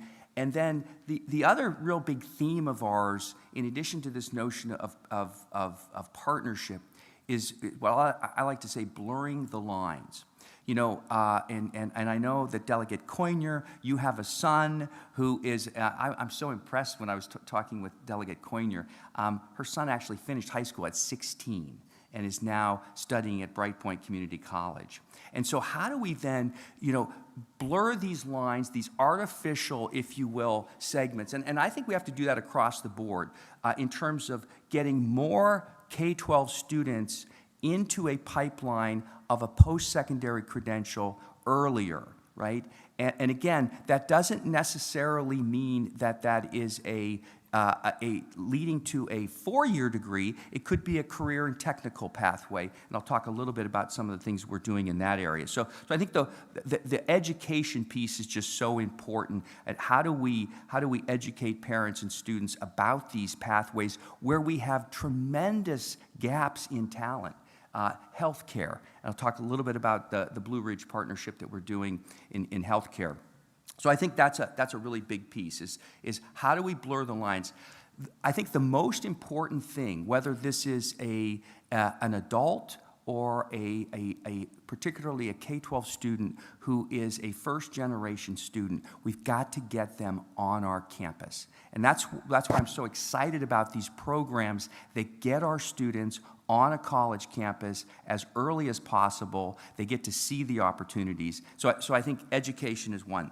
The other thing I wanted to really talk about, and this is going to be a very, very, I think, a priority of ours, and I know that, you know, I've been talking with Senator Hashmi and Delegate Coynier about dual enrollment. How do we scale dual enrollment across the entire Commonwealth and ensure that dual enrollment is accessible to every school division and every learner in the Commonwealth of Virginia? We have incredible pockets of this. You know, President Washington talked about the partnership with Northern Virginia Community College. Northern Virginia Community College has 18,000 students enrolled in dual enrollment courses. So massive, but we have other parts of the state where we don't have the same. And there's a number of issues that we're going to have to tackle around faculty credentialing, a number of issues. It's not just about funding, it's about a number of other initiatives as well. But that's a conversation that I'm deeply committed to, of scaling dual enrollment, getting students on that pathway. I think it is an attainable goal for us to graduate every high school student with a marketable, meaningful post-secondary credential that allows that student to enter employment as soon as they graduate. The other big partnership for us that in addition to the dual enrollment taught on the high school campuses is our academies throughout the Commonwealth as well. And on my tour, when I came to Virginia in April, I was able to see some really innovative academies that are putting high school students into pathways, whether that's the skilled trades, whether that's IT and cyber, whether that's healthcare, getting them on those pathways and into these programs so that they can get those first level credentials as early as possible. I think that's another. Also, this allows students to enter into workplace learning. You're going to see at the higher education level an incredible focus now on internships and workplace learning. Workplace learning is absolutely critical to really having the right skills when you're going through, whether that's a degree program or a credential. Had a conversation with Senator Lucas last evening, and Senator Lucas, you're the model for this. You're the model for workplace learning. Senator Lucas was the first female apprentice at the Norfolk shipyard. Did I get that correct? The Norfolk, first female graduate. Again, these kinds of apprenticeships, and you did that, I know you're still very, very young, but you did that quite a few years ago. But the fact is some of these things we come full circle, right? Is that coming back to this notion of workplace learning. So our goal in the Virginia Community College system is that every learner has a workplace learning experience. And we know from all the data and all the research that if you get placed into an in-field apprenticeship or some sort of workplace learning experience, that leads to employment.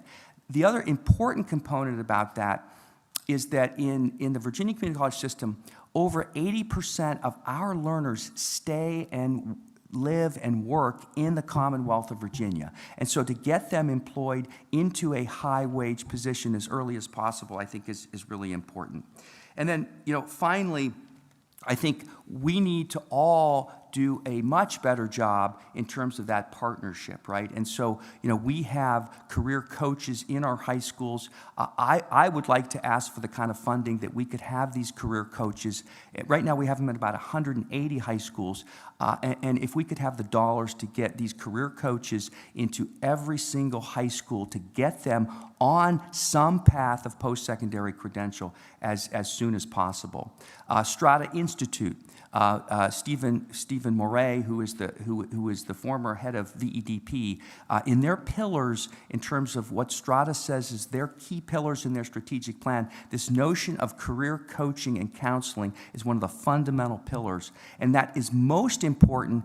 I'm a first-generation college student. Nobody helped me on how do I get to college, right? There was nobody, I had no parents to do that for me, and so we need to have those professionals that are helping students in terms of getting into the pipeline.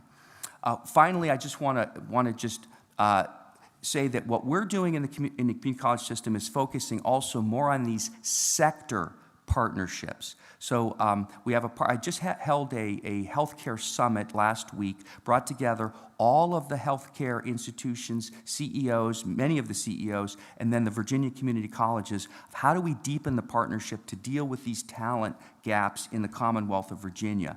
And what was shared at that summit is in Roanoke, the partnership with the hospitals in that region, 4 community colleges, 4 universities, bringing together all of the sector partners really to address and then to start that pipeline for students in elementary school. So those are just some of the insights that I have this morning. Fantastic, thank you. Starting in elementary schools, so from partnerships and access and acceleration. We'll now hear from Dr. Herbst from FAU High School. If you'll please share a little bit more about FAU High School is the only public accelerated pre-collegiate program where students can earn their high school diploma and work towards their bachelor's degree. What are some benefits that you've seen through this program, and how has it strengthened the alignment between learning in the classroom and preparation for their career? Thank you, and thank you for the invitation to be here. We have, as stated, the only baccalaureate high school currently in the United States. Our 700 students work towards both their high school diploma and their bachelor's degree at the same time, and there are some significant benefits to that process. There are many issues that are facing collegiate students today. This program provides significant solutions, such as reducing time to degree. Typically, our high school students finish their bachelor's degree within 1 semester after graduating from high school. Because of how the state of Florida is established through funding, all of these students receive their bachelor's degree for free. So it eliminates the debt crisis facing so many throughout the United States. The program really serves as an inflection point. We have large pockets of poverty throughout this country, and specifically in the areas that we serve. And we've learned that poverty is a disease passed from generation to generation, and a public school system serves as an inflection point to fracture that cycle of poverty. This program specifically does that. Many of our students are first-generation students. Over 30% are Title I students, and 51% come from backgrounds that are underrepresented. The program is tried and proven. It was established in 2004. We've had close to 3,000 graduates. In fact, 100 of those students graduated with their bachelor's degree before their high school diploma. So a little bit anticlimactic when I hand them their high school diploma a couple weeks after they've received their bachelor's degree. It increases persistence. Our students who are engaged early, they chase their curiosity. Our students are allowed to enter into the 11 colleges and 167 majors provided at Florida Atlantic University. As they've done this, we found some other opportunities to provide students, such as our research program. So our students have published in 75 peer-reviewed journals, including the New England Journal of Medicine and the Journal of Leukocyte Biology. Our students who create research understand they have to fund it, so they learn how to write grants.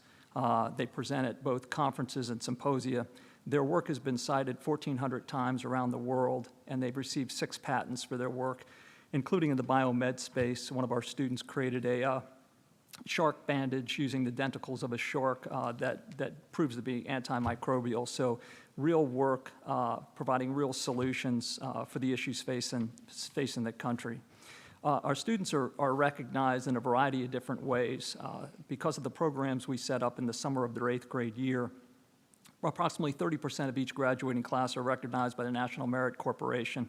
The class of 2025, we just received the data for them. They have a graduating class of 155, 53 are recognized, either as semifinalists or commended.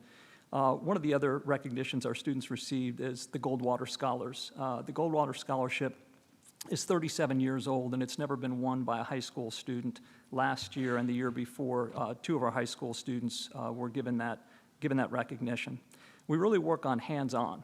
So again, in order to attract and retain and get students the understanding that what they're learning in the textbook has applications, our STEM program through the Kane Institute really provides them opportunities for a variety of different jobs of the future. They develop and race alternative fuel vehicles, both electric and solar.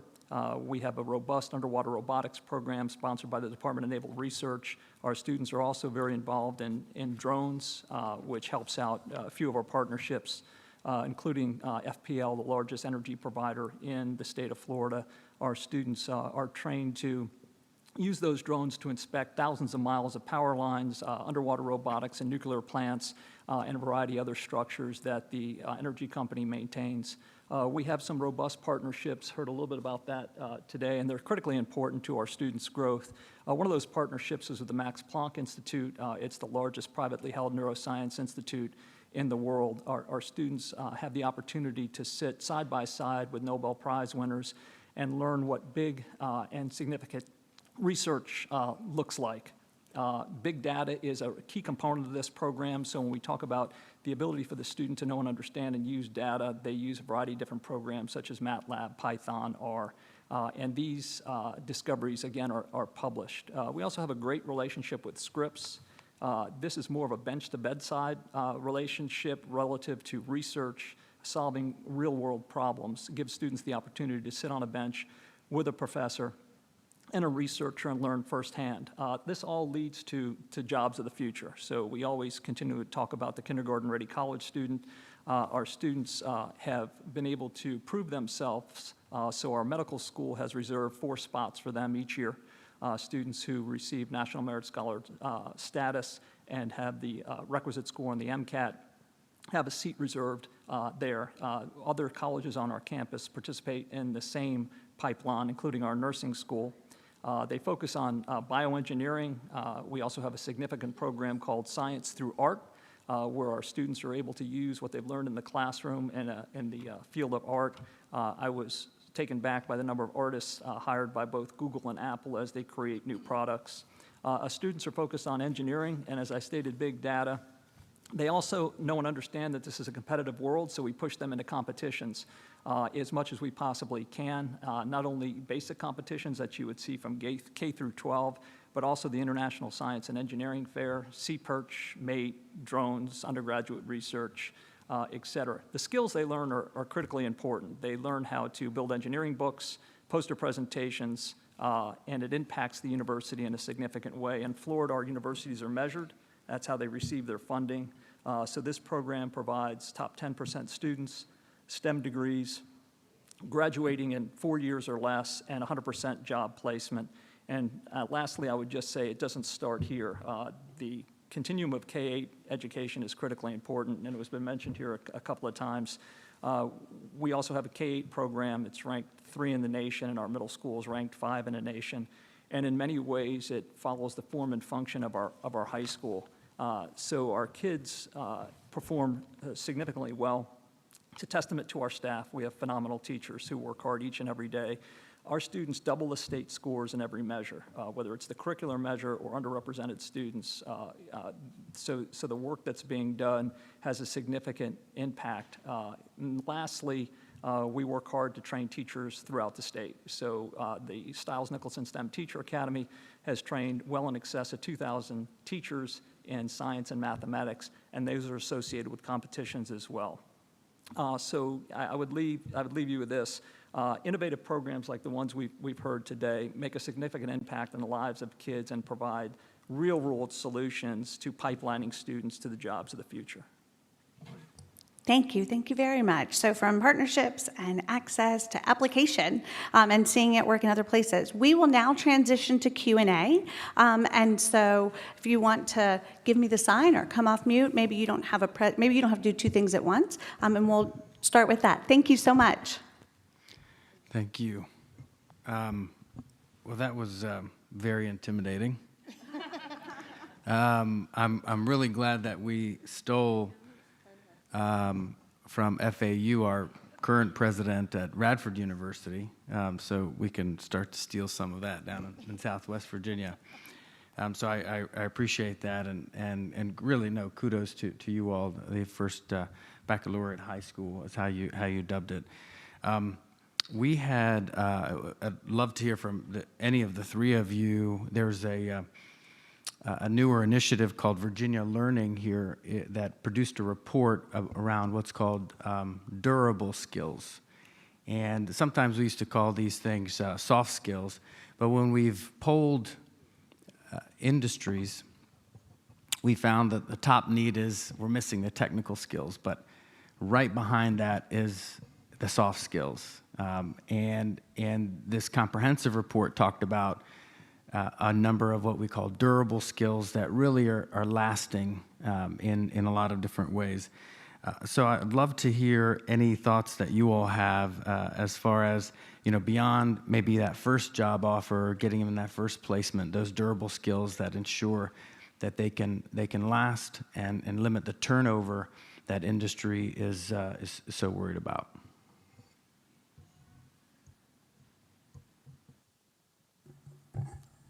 I'll take a stab at that question. So I would agree. I'm sorry, I can't see. Is senator or delegate? I would only be so lucky. Oh. I'm just a little delegate. Oh, okay. Yeah, Delegate Rasul.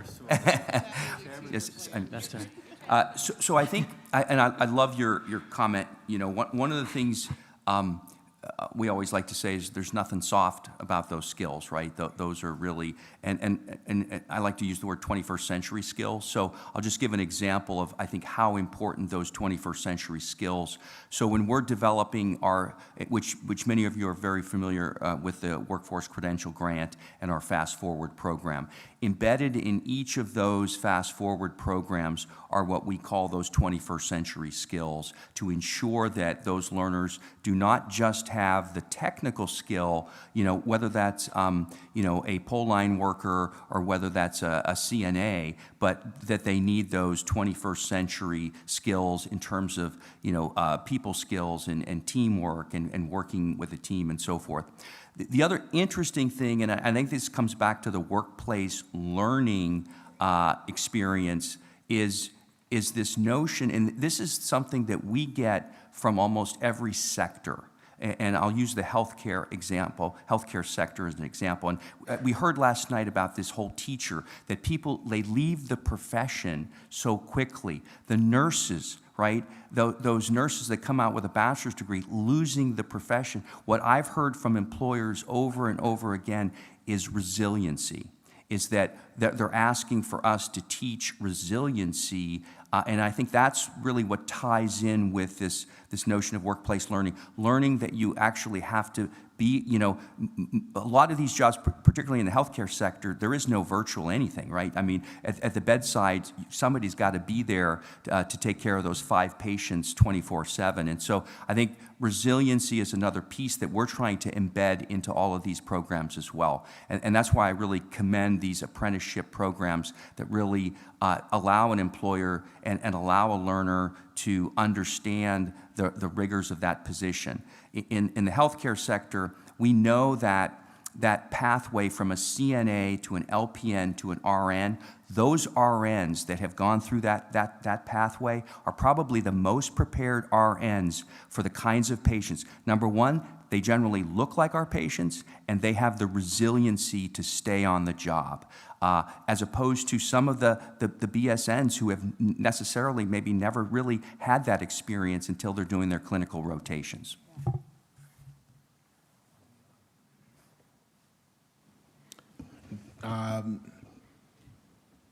Internships give you that level of 21st century skill in a way in which we struggle to do it at a higher ed institution. The way you communicate in today's corporate environment varies from sector to sector to sector. And so while you might have the technical skills in an individual sector, the ability to effectively communicate and be, for lack of a better term of commercially productive, requires you to have some additional experiential-based learning. Internships reduce that and the amount of time and the amount of need associated with that.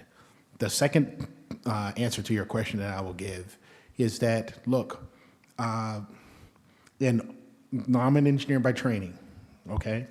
But what I will tell you is that in the quest that the country has in focusing on STEM, we have actually missed the need for a liberal arts basis for everyone who graduates from our institutions, right? And so you need that technical depth to help you understand the problems of the 21st century, but you actually need a liberal arts backing and a liberal arts framework in order to help you understand, that as a technologist, I answer the question, should I, or can I? The humanist side of you answers the question, should I? And those questions both need to be answered as we prosecute today's problems. Yeah, I would agree with what Dr. Washington said. The concept of science through art does just that, right? So we're bridging the gap between this STEM focus and working our way through the arts and the implications there. We also speak to our students constantly about team of teams. The competition means you have to work well with one another. And that starts with the minimum basics, looking people in the eye, shaking hands, introducing them, understanding that the role is not only pure book or application, it's really knowing how to work with others who have different skill sets and not working in isolation. And I would be remiss if I didn't mention that our basketball team made it to the Final Four this year because of teamwork, right? So it's to be co-located on a university campus gives us many benefits, and one of those is the basketball team spoke with our elementary and middle school students, and what they learned from those interactions are priceless. George Mason did it first. Exactly. Other questions from the group?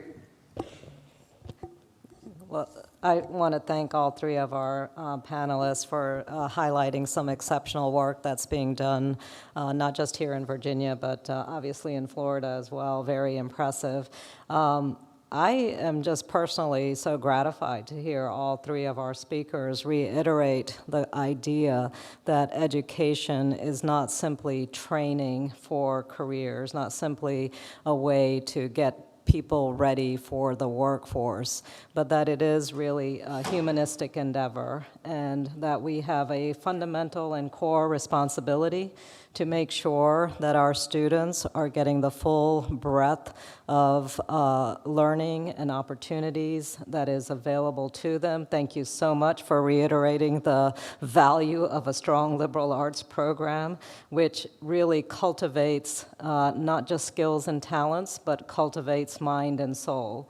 And as we think back to the conversations that we've had just in these 2 days, so many of the concerns, the issues, the traumas, the mental health challenges, so much of that comes back to ensuring that our communities, and especially our young people, have opportunities to read in depth, to think in depth, to have those complex conversations, and we can't do that without a solid education that provides the full depth of learning that we have available. So thank you to all three of you who are continuously leading in that direction.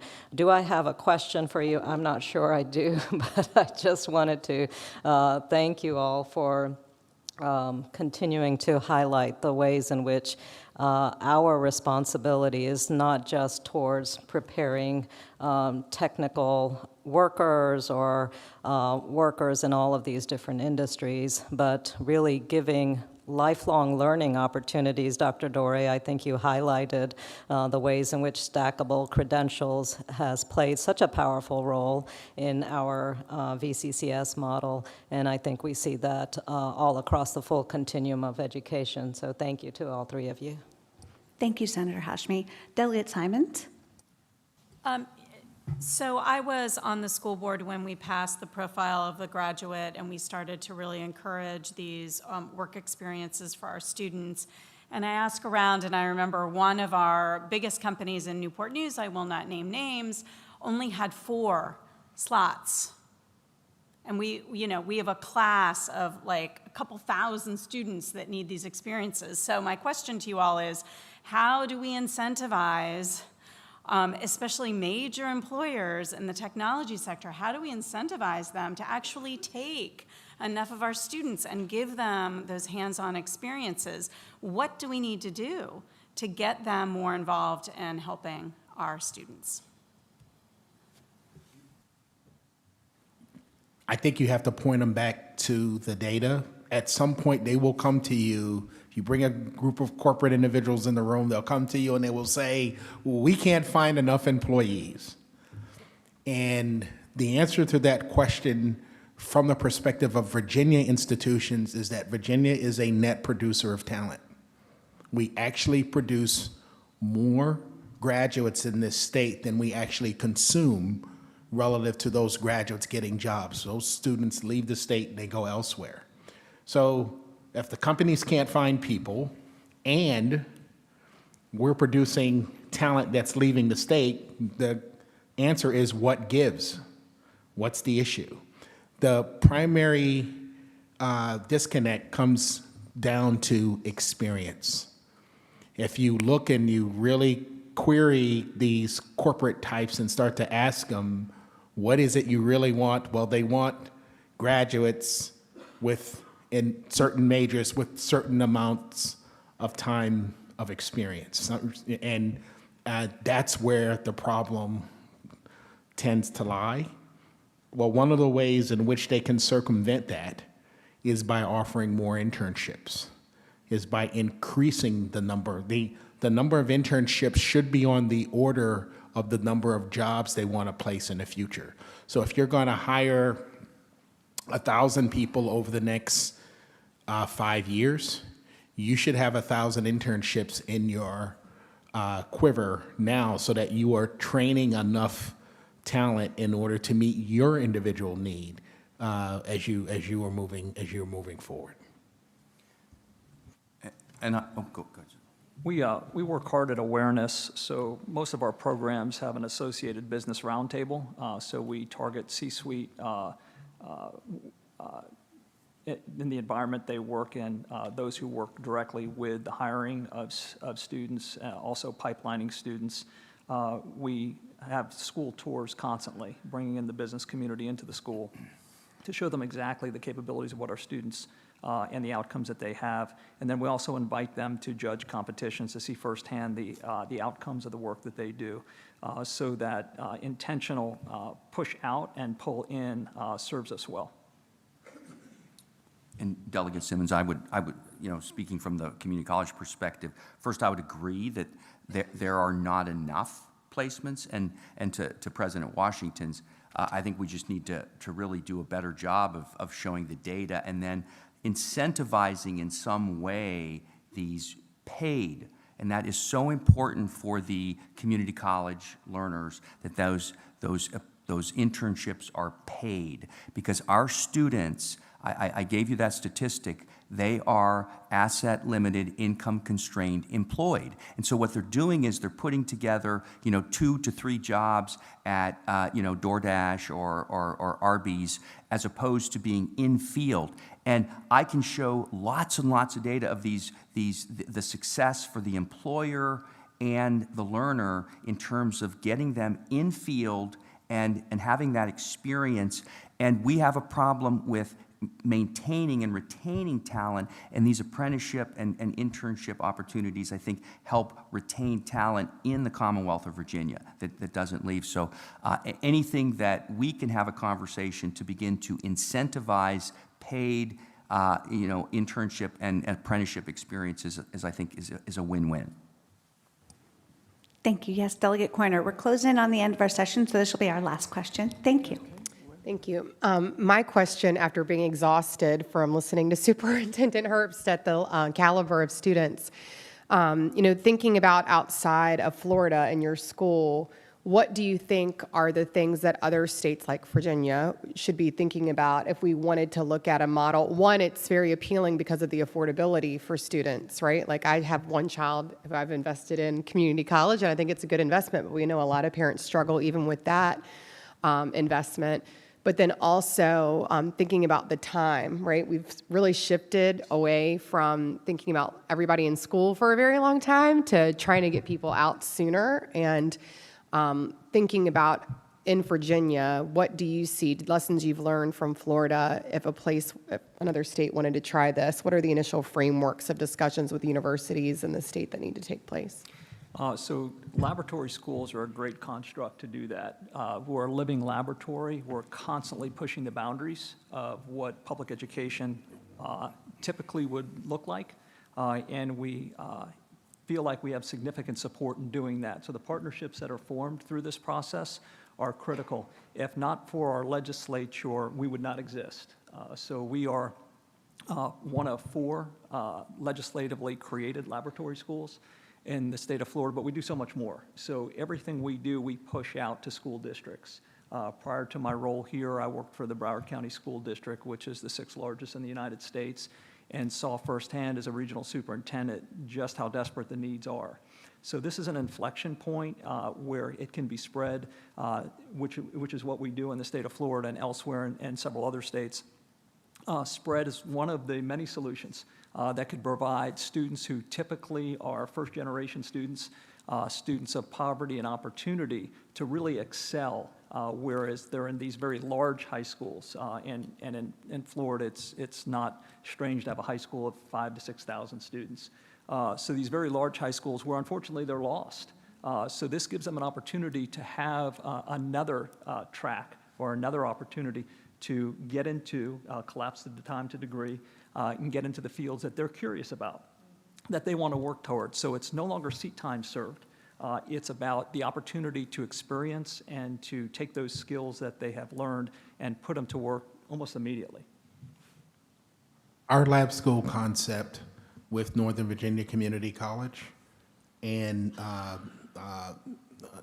the public schools actually tries to mimic this outcome. We actually sent a team to FAU, I think 2 weeks ago, to take a look at their concept. So the lab school concept that's making its way through now tries to replicate this in Virginia.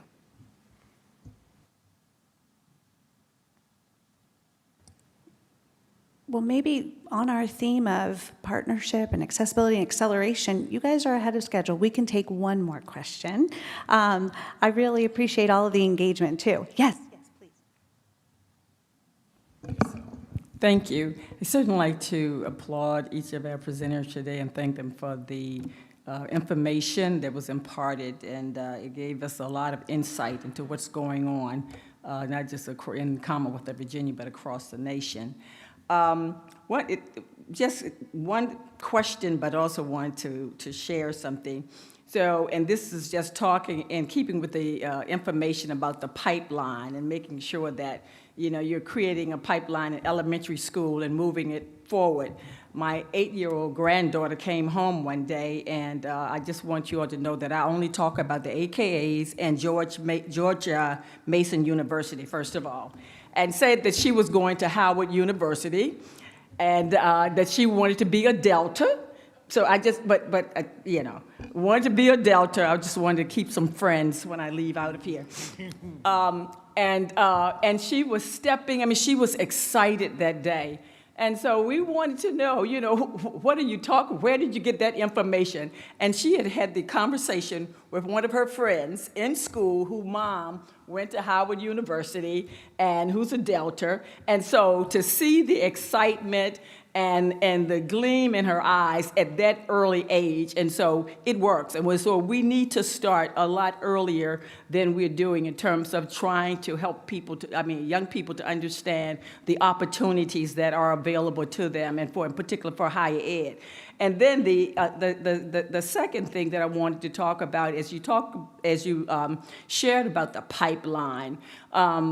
This is going to take a lot of our educators who are in place, whether it's counselors or guidance counselors or teachers, principal, to help young people understand that there are opportunities. There, in the workforce, there's opportunity in terms of higher education, and we want to move them in those directions in terms of for a very productive life. And the reason that I'm saying that, because I know of one school that in a program that I have been involved with called the Infinite Scholar Program. And this was by the Deltas Foundation, where they raise hundreds of millions of dollars and give to young people to help them, to move on to to higher ed. And I personally, literally, had gone into one of those schools where nobody basically was interested in pushing kids to be there that Saturday, making phone calls that week and calling parents, which gave me quite a bit of insight into what wasn't happening, where the schools should have all been engaged and involved. And so I guess the question is, how do we make certain that when opportunities are made available like that and doors are open, that we have educators and everyone in a collaborative way helping to move young people in that direction? And I think that sounds like a question for Dave Dorey. Well, no, I think it's an excellent question, and I think that's why in terms of how can we do a better job, I think it really is about quote unquote marketing and educating the opportunity, and that's why I'm really a champion of these career coaches that can help parents and students understand the opportunity. And it is our goal in the Virginia Community College system to make sure that every single Virginian has an opportunity for some type of post-secondary credential, degree, certificate. We've got to be here for every single Virginian. And I think that takes a mind change, right? A mind change that, I heard that because none of my parents ever went to college. I didn't know I was college material. The first time I ever stepped on a college campus, honestly, was when I went to enroll. And so I think giving more students those opportunities to get on campus, to see that everyone has this pipeline pathway available to them. And that's the way that you all can help us. We started the Mason, Virginia Promise under the same premise. And that promise is that every single student has a pathway towards an advanced degree or your own business. And we have put in place multiple pathways, some through the community colleges, some directly through business, and some through a 4-year degree to help. But we need advocates for our young people. And those advocates have to be not just at our academic institutions, but those advocates also have to be in the room. And so this is my ask and request that you not only advocate for those young people, but you also advocate for support for the individual institutions who are doing it right to actually go out and put programs in place to support many of these young people. Thank you. Thank you all. Thank you to our panelists, and thank you all to our legislators for your engagement this morning. We will be transitioning into a break now. Thank you very much. I'm going to make one quick announcement before our break. There are snacks available during the break, and they were prepared by the students in the culinary program here at the Chesterfield Career and Technical Center. So if you see students, thank them and enjoy. We'll be back in just a little bit.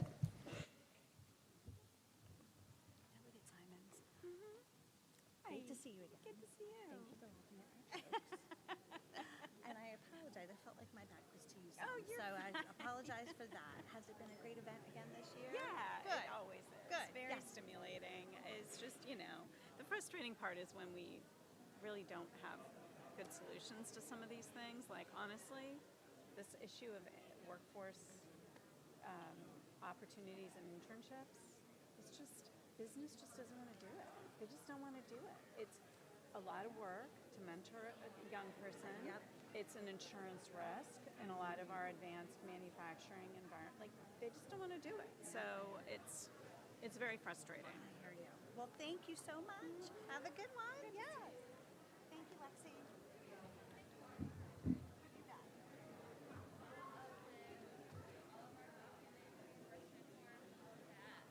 That sounds great.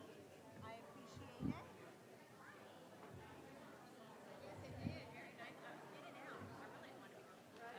I don't think I want to. Washington. You should be all set. Thank you. Yes. Thank you. Okay. They didn't fix that. Yeah, Janet was talking about that earlier. Okay.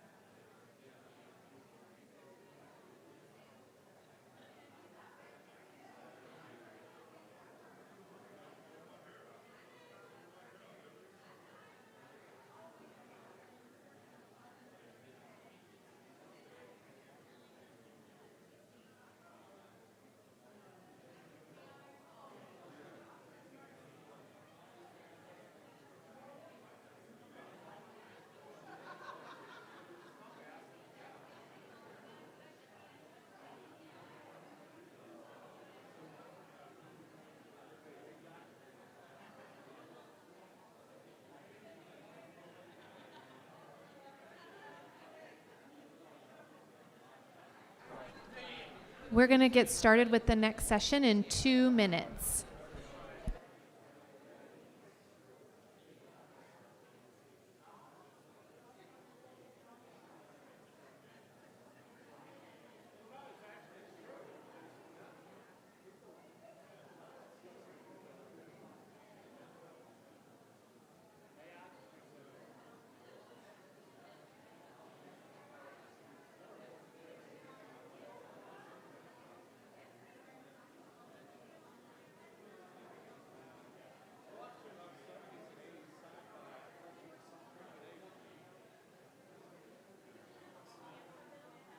Yes.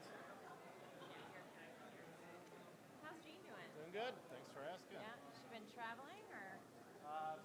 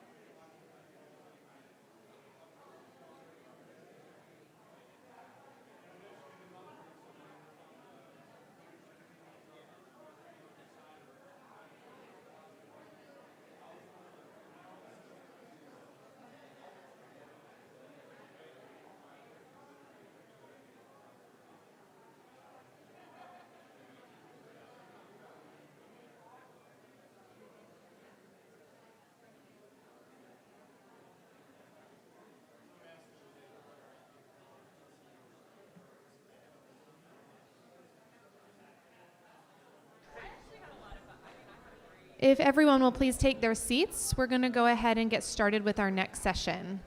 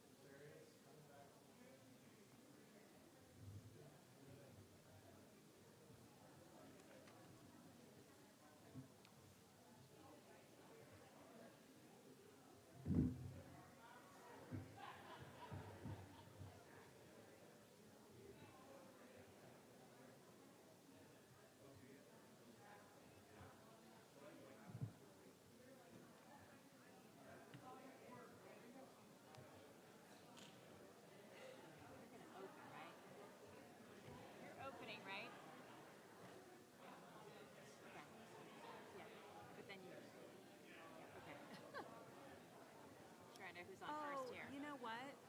So that microphone is not glitchy, working. isn't it? Let's see what's happening over here. Maybe one of these. That's a good point. See, The problem. Yeah, that. It works, you just have to hold it. You just have to hold it. Okay, that's That- how they work. Okay. They don't stay on. I got you. Some do, some don't. And That's right. the one you and I have is hold. Oop. Please take your seats. We're going to go ahead and begin our next session.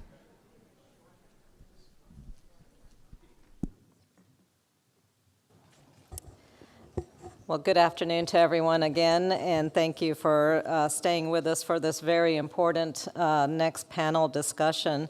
This is a great opportunity now to transition what we just talked about. As we heard, early exposure to college and to career opportunities plays an important role in supporting our students as they plan for their future. So knowing what opportunities exist is an important first step, but it's also important for students to get and to experience what it's really like to be in the world of work.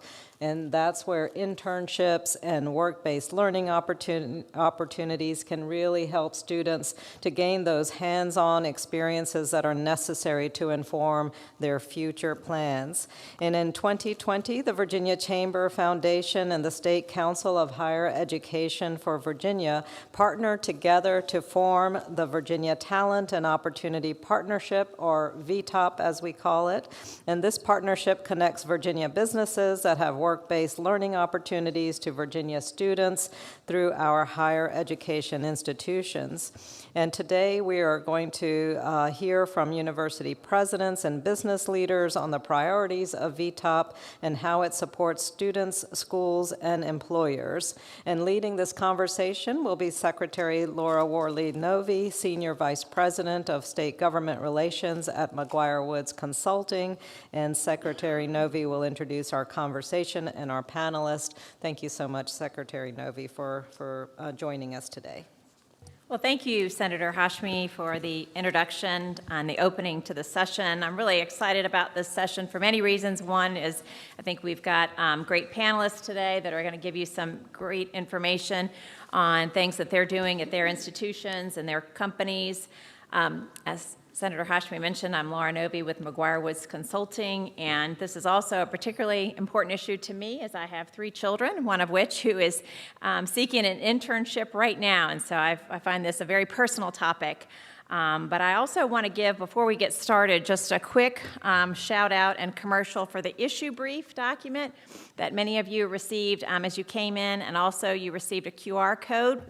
I'd really encourage you to utilize this information going forward. And that's my little commercial. Being on the board of the Hunt Institute, I'm supposed to say that. So make sure, if you didn't get one, we'll make sure you've got one as well.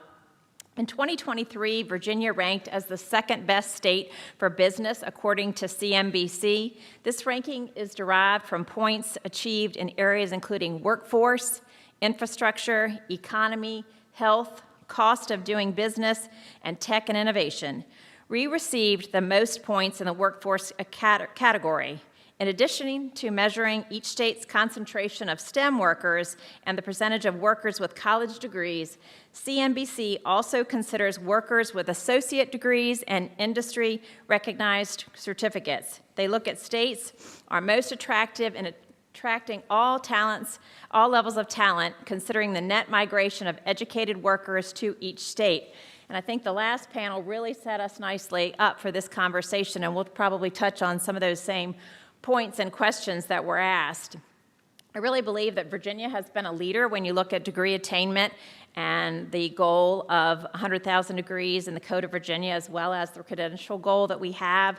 And I think in 2019, the state really took the next step, and I want to give credit to Senators Locke and to Delegate Coiner for their work on the VTOP program and advocating for the expansion of that program, as I do think that's really the next logical step in the Commonwealth as we get beyond really ensuring that young people have access to degrees and certificates, but also looking at the opportunity for them to receive work experience. Today's panelists will speak to workforce readiness and the role of internships and work-based learning play in preparing our students for career opportunities in the Commonwealth. You've got everyone's bio in the agenda book, so I won't spend a lot of time talking about their backgrounds, but they do have incredible experiences that they're going to share with us today. And we'll start with Bill Murray, who is the managing partner at Dominion Energy, followed by President Rowe of William & Mary and Chancellor Henry of UVA Wise. I'll ask a question of each panelist, and then we'll open up to legislators for any questions that they might have. And I'd like to start with Bill. All right, I'm going to tease Laura. Oh. She just used a McGuire Woods term that I don't think we use. Anyway, I'm just the head. I'm going to turn this back off and use my big. I'm just the head external affairs. I'm definitely not a manager. We don't have anything like a managing partner. We do have a CEO. That's definitely not me. So just to talk. I'm sorry. Oh, just for the live stream. Okay, so I'll try to keep my voice quiet. I'm often told that if I use a mic, it gets too loud. So a couple thoughts on internships. And when I hear internships, I'm going to crosswalk that to apprenticeships, internships, early career experiences, because an important thing to know about Dominion, like all electric utilities, the great majority of our jobs don't take a four-year degree. They do take some preparation, but the significant majority of our jobs, about 3/4, don't take a college degree. So that's one point. A second point is, as far as paid internships, we've always done it that way. And without getting into sort of the legal view of that, just our view is that an internship, it shouldn't be a question whether you can afford to do it. So we're looking for the best folks, and we do pay interns and have done that for as long as we've had an internship program. I think it is a mistake that we sometimes make in workforce, and I understand the term pipeline, and I know why we use it. There may be absolutely linear careers, and I guess that's more common in academia, where a typical academic vita, BA, MA, PhD, and assistant professor, associate professor, professor, associate dean, dean, provost, and so on. That is not most careers, and I was just looking at members of the leadership team at Dominion and what they majored in. The only major where more than one person did it was American government. We have one mechanical engineer, one electrical engineer, one accountant, one economics major, one history major, and one English major. I'll note the English major runs our South Carolina utility and is probably one of the most technically adept of my colleagues. So it is I understand why we do it. It is a mistake to think that careers are about what you majored in when you're 18 years old. I may be alone in this room, but I'd be surprised that when I was 18, I didn't know the job that I currently have was a thing. I didn't know that was anything that anybody did, and probably didn't know that until I was in my mid-20s.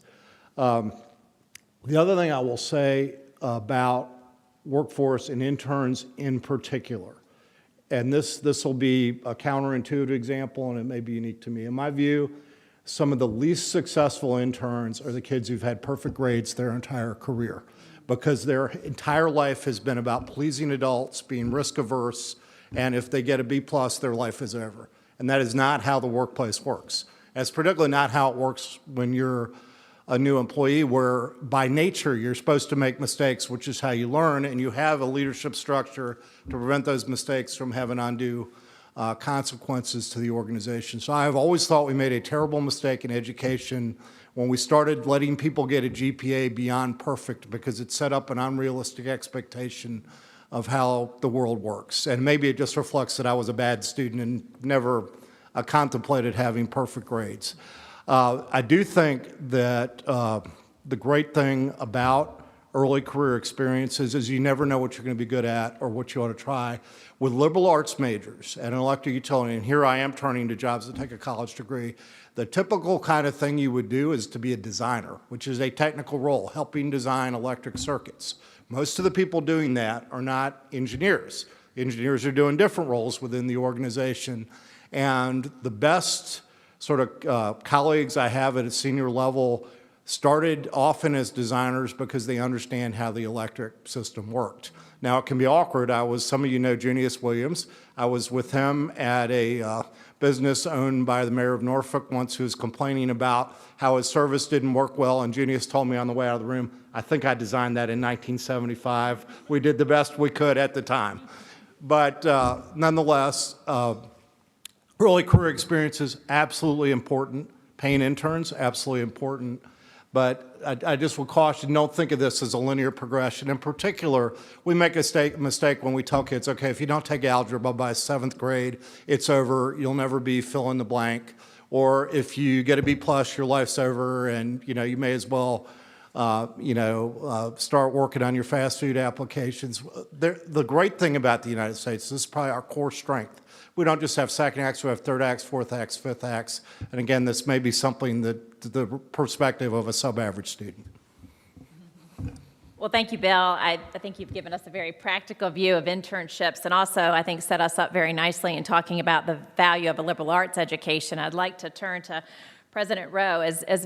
Many people may think of William & Mary as a traditional liberal arts college, but you have broken the mold and demonstrated an impressive ability to bring students and employers together to provide meaningful internships for experiential learning experience. And I think it's important to also share with the audience the Princeton Review rankings that William & Mary has received for the past 3 years as being the #1 for internships for students at a college or university. And I think that's tremendously remarkable, and I'm excited to hear about that today. We also know Virginia Tech and CNU are also part of that ranking and are in the top 20 in Virginia, so we're all to be proud about that. But President Rowe, can you tell us more about what you've done at William & Mary?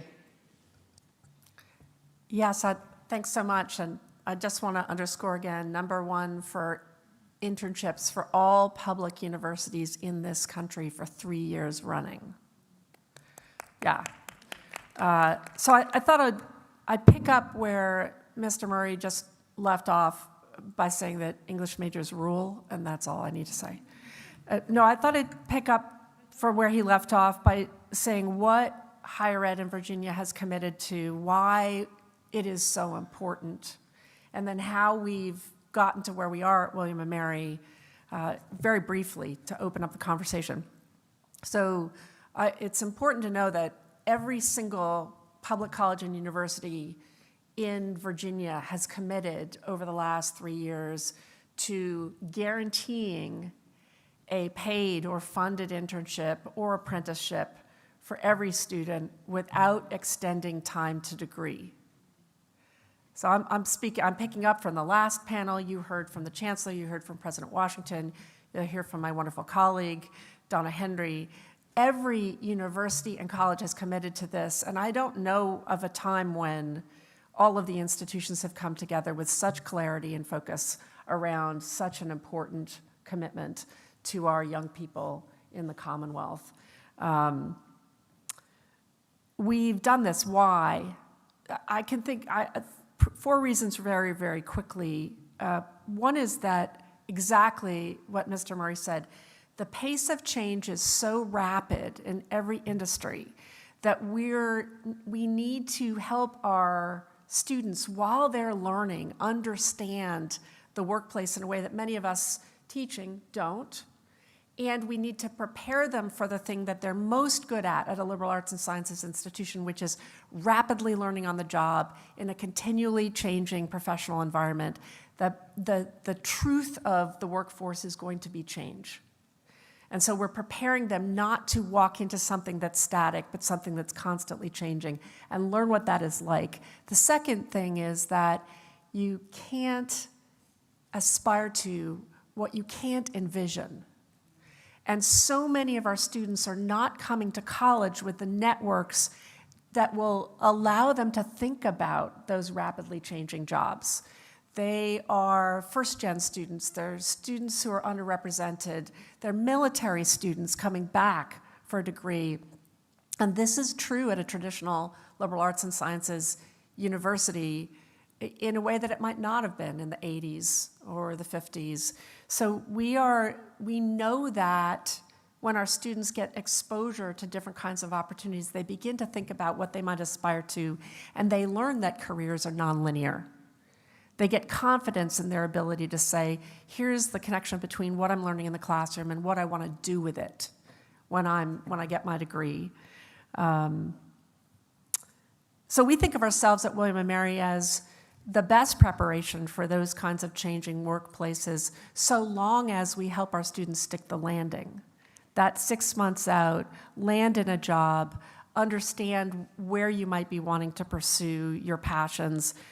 Last year, we surveyed our students in their first roles 6 months out, and 97% of them, of William & Mary graduates that responded, said that they were satisfied and they were pursuing what they had hoped they could pursue. So to me, that is extraordinary success. Now we're surveying every year now. We started a year ago. This is common across multiple institutions with internships and with externships and with apprenticeships. Just as Mr. Murray said, it's a wide range of opportunities. The last thing I'd say is that William & Mary is unusual among liberal arts and sciences universities in being very disposed to hands-on learning. So with research, with community engaged learning, with study abroad and work abroad, our students are always in the 60, 70, 80% uptake in any of those opportunities, and we want internships to be there as well. So what we've done is we set a goal that 100% of our undergraduate majors will have credit-bearing internships on the books. We've reorganized entirely what used to be career services and brought everyone together into one centrally led but distributed organization. We did that under pandemic because we were concerned about what the career pathways would be like for our students during pandemic. I've taken the person who runs that and I've put her on the cabinet. She's a chief careers officer. It was the first in the country. Now there's 2 that I know of. And we've taken NACE and ACE's competencies as things that we monitor and test through the pathways in internships so that we have a good external validation of the kinds of capacities that employers are interested in. The last thing I'd say is that we've listened to employers. And while organizations like Dominion have extraordinary capacity to place students in work-based learning opportunities, most small and medium-sized employers in Virginia do not. What they've said they want of us is one stop to go. They want an understanding of the kind of mentoring that students are going to need in their employer environments, and that we'll partner in that. And they don't have the HR support to be able to do internships at scale, which is why the innovations with VTOP have been so important. So I'll stop there, because I know that Donna Henry will give you some stats. You will, right? You'll talk about the results that we're seeing with VTOP, yep, from employers' perspective and from the students' pathways perspective. Okay, great. That's it. Yeah.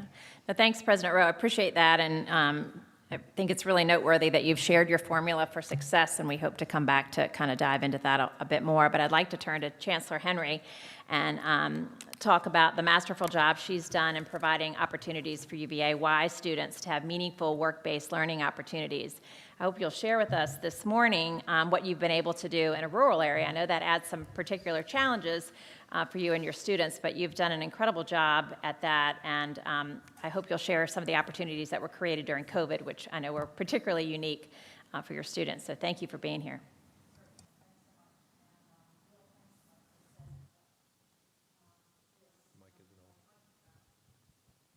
You have to push, unfortunately, you have to hold, I think. Am I on now? Oh, I'm on now, sorry. So thanks so much, and thanks, Bill, for setting this up to really talk about liberal arts. UVA-Wise is a public liberal arts college. That's what we market to our students and their families when they come in, that education is setting them up for a career. And if you look at Department of Labor statistics, students who are coming to university now to begin the bachelor's degree, when they graduate 4 years later, they're going into a workforce where half of the jobs currently don't exist that they're going to be applying for. So they need that broad education. As I talk to employers about the skills that they need, they're not technical skills. While those technical skills are important for them to learn so they understand how to do things, they mostly need the communication skills that are so critical, the teamwork skills, so that they can go into the workforce and do their jobs in good ways. So I'm talking more specifically about UVA-Wise. In 2015, we launched what we call the Wise Works program. And it was a paid internship program specifically linking technology companies to tech talent in Southwest Virginia. I accessed private funds and in the program, a company would come up with half of the funds for a paid internship, and I would use our private dollars to ensure that our students could actually have that access to paid internships.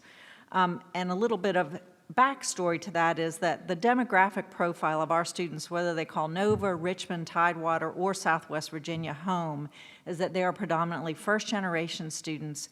They're on the lower end of the socioeconomic scale, and they can't afford to be in school and not being paid to work. So we had seen time and time again students foregoing incredibly meaningful unpaid internships for paid part-time positions outside of their discipline, and often in retail as a cashier, a stock person, or at a local restaurant. These students chose a paid position over one that could truly propel their career because they had to generate income. Many of our students are supporting their families while they go to school, so these are very important pieces for them. So when we launched Wise Work program, which was a precursor to VTOPS, many of the newly created internships were virtual.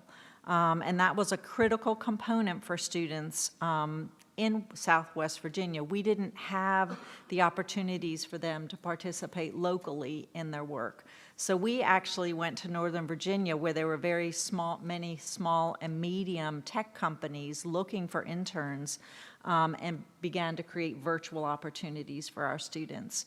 And that actually, I would say we had the foresight to understand the pandemic was coming, but that actually carried those students through the pandemic.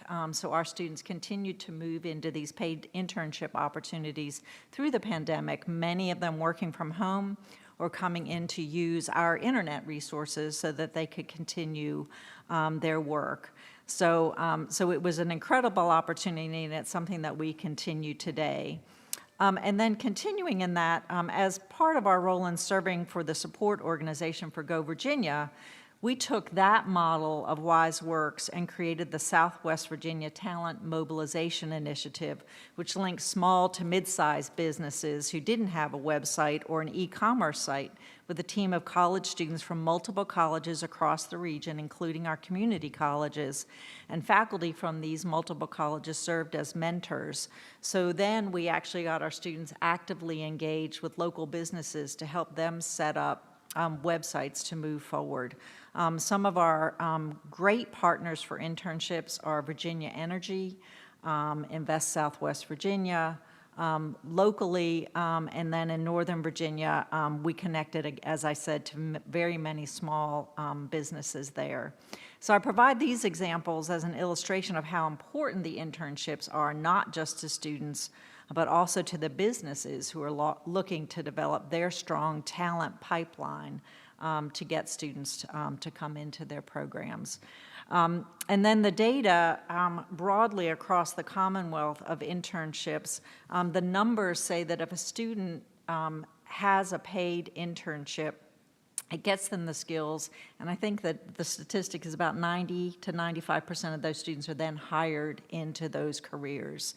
So it does really help them to stick the landing when they graduate, and that's critically important for us because you heard on the last panel, we're growing a workforce in Virginia through our 4-year and 2-year institutions, but we're losing a lot of them to other places. So if we can create internships within the Commonwealth of Virginia, the statistics say that those students are going to stay in Virginia within the Commonwealth and continue to work. So I think it's important not only for our institutions to help our students to move into careers, but it's also important for the Commonwealth to support this so that students can have a paid internship that supports their education, keeps the cost of their education lower because it helps them to pay for things, but then will keep them within the Commonwealth.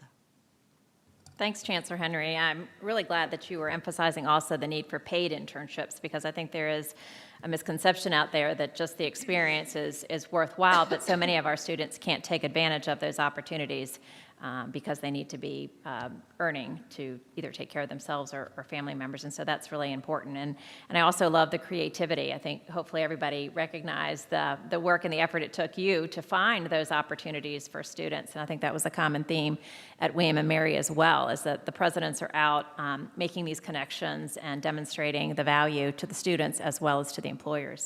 So thank you both for that. And I'd like now to open it up to any questions that legislators may have for our panelists today. Delegate Bulova.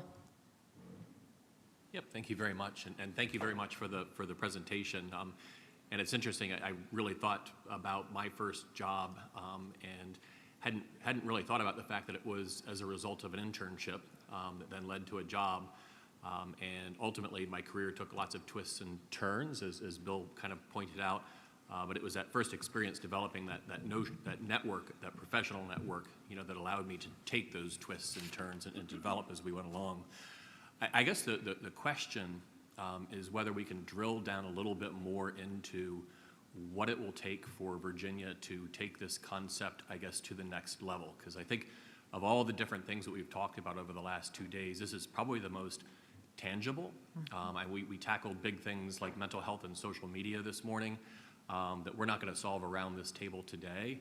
And yet, when you talk about paid internships, it really comes down to how do you make those connections with businesses? Where do you get the money in order to be able to support those students? And so I know in talking with President Rowe before, there's an active effort to try to push this to the next level. So what is it that the General Assembly can do over the next couple years in order to make this happen?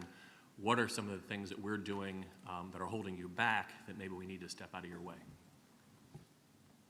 Let's start.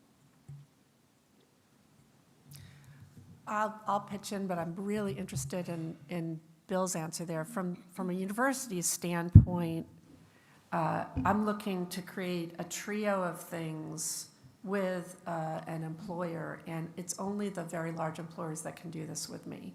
So it's paid for the reasons that Donna said, must be paid. What we find is that students who work to pay their way through college are roughly 25% less likely to be in that first destination 6 months out from the degree. Whereas students who work and are paid in an internship are roughly nearly 100% more likely to have landed in that first destination. And it's precisely because of what you just said, Delegate Bulova, that it's the quality of the professional network that's generated in that work-based learning experience. So I'm looking to create paid, mentored, and transcripted opportunities. And I want long-term relationships with employers, especially small ones as well as large ones. So from the Commonwealth, a couple of things. The right kind of financial incentive, whether it's in tax breaks or in matching funds for small and medium-sized businesses in the Commonwealth. And I don't need to design that, I think you could. And support for essentially that aggregator HR function that VTOP is beginning to provide, or for regional functions like that in some way. Because I do think what Donna described is a best-in-class innovation that we're not seeing around the country. We have been working with Stephen Murray, who's now with a wonderful organization focused on workplace learning and jobs,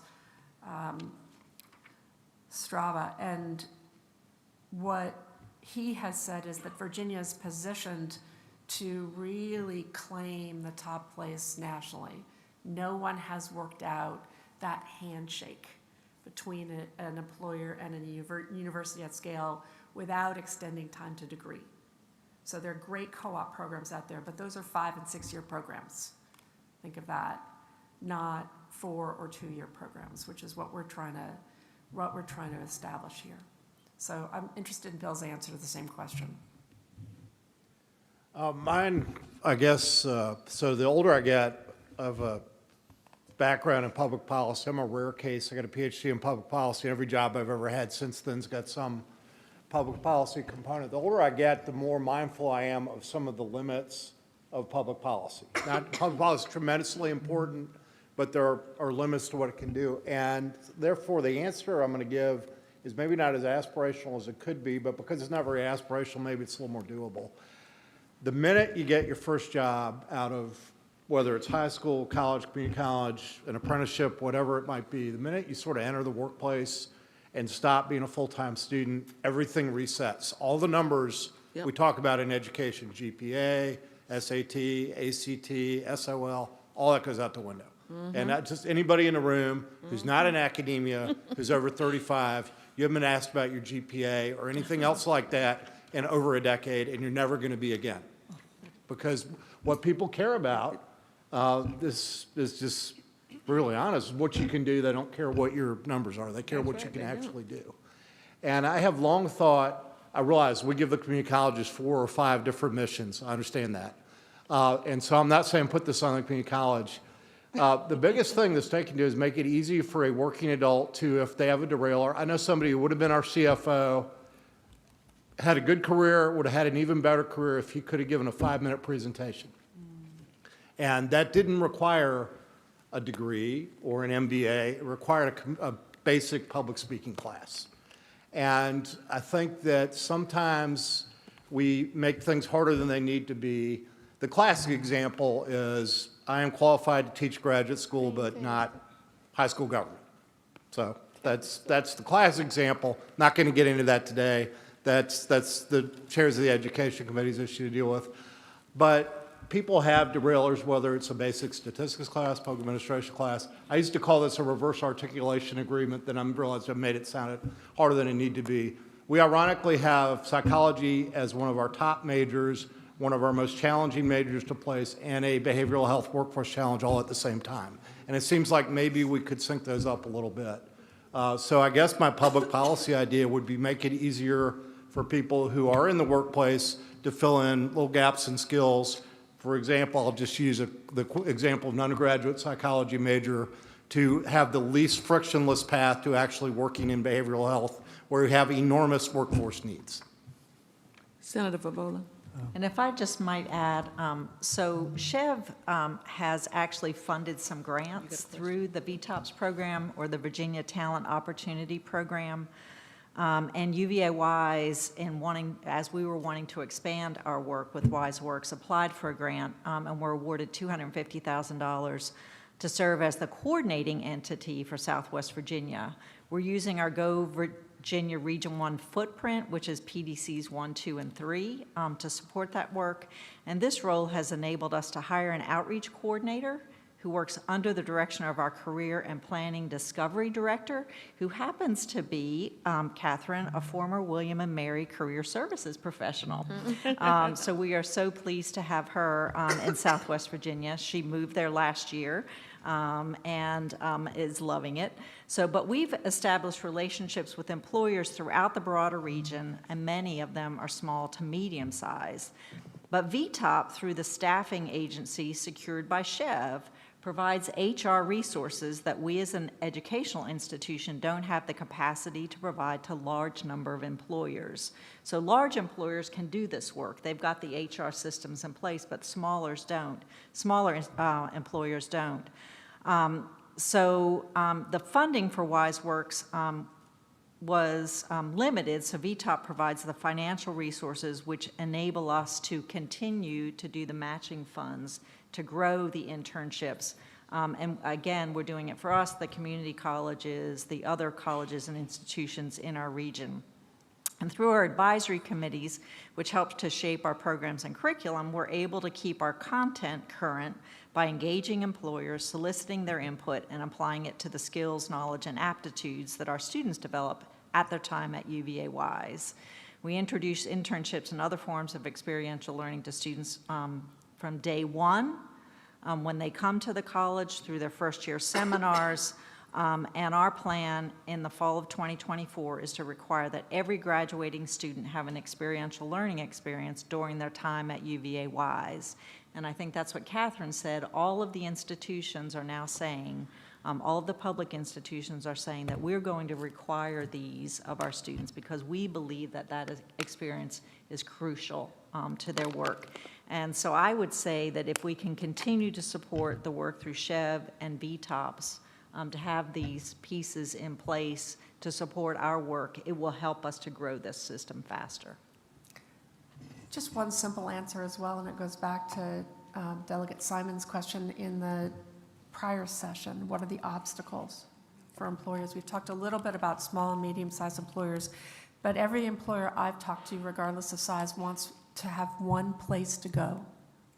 This is relationship-based work to help build pathways after the degree. So they want to know that there's one person they can talk to. Donna just gave an example of our alumna. And most of the public universities and colleges have not staffed for that. We have leaned into being lean, I think, in general in Virginia higher ed, as we should. But just to understand that that person isn't in place at most of our institutions. And so funding that or thinking about ways to make that a normative standard kind of staff model would help enormously, especially for the smaller institutions. Senator Favola and then Senator Edwards. Thank you, Madam Chair. I don't know who would be best or most interested in responding to this question, but I'm just wondering, when students are actually placed in the internships, is there an effort on the part of employers to make it a meaningful experience? Do employers need something that universities would like to provide more of but aren't quite providing enough, like job coaches or intermittent reviews of how the experience is going? Do employers expect something else from universities when they participate, other than what you said you wanted a one point, sort of a go-to place for HR, because a lot of the smaller businesses don't have that? I'm just wondering, is the actual workplace experience meeting the expectations of both employers and the student? Because I think it's an exciting possibility for all. And could we do better? How could we help you make the experience better or grow it? That's a multi-part question. I'll take maybe the easy parts and defer to the two presidents or the two college leaders to handle the harder parts. One of the great things about interns is they bring new ideas. The reason a lot of people, me included, used to like teaching adjunct is you learn more from the students than they learn from you. Another valuable thing, the most successful mentors, at least in my observation, maybe it shows I'm getting really old, for interns are people pretty close, people who are just learning to be managers or supervisors. And I will tell you, just societally, we do a terrible job teaching people how to manage and supervise. So while interns may nominally report to somebody more senior, the most effective intern mentors tend to be somebody a few years out of college or out of an apprenticeship. And the interns are helping teach that person how you lead and how you supervise. So we hire interns because we need the work, we need the ideas, we need the enthusiasm. And so I will say, if you have a good internship program, the employer should get more out of it than the employee. Both should get a lot out of it. But if in an ideal world, both should get a lot out of it. I will say there's probably a little cultural shift sometimes, particularly the utility world. We start very early, and if you're on time for a utility meeting, you're late.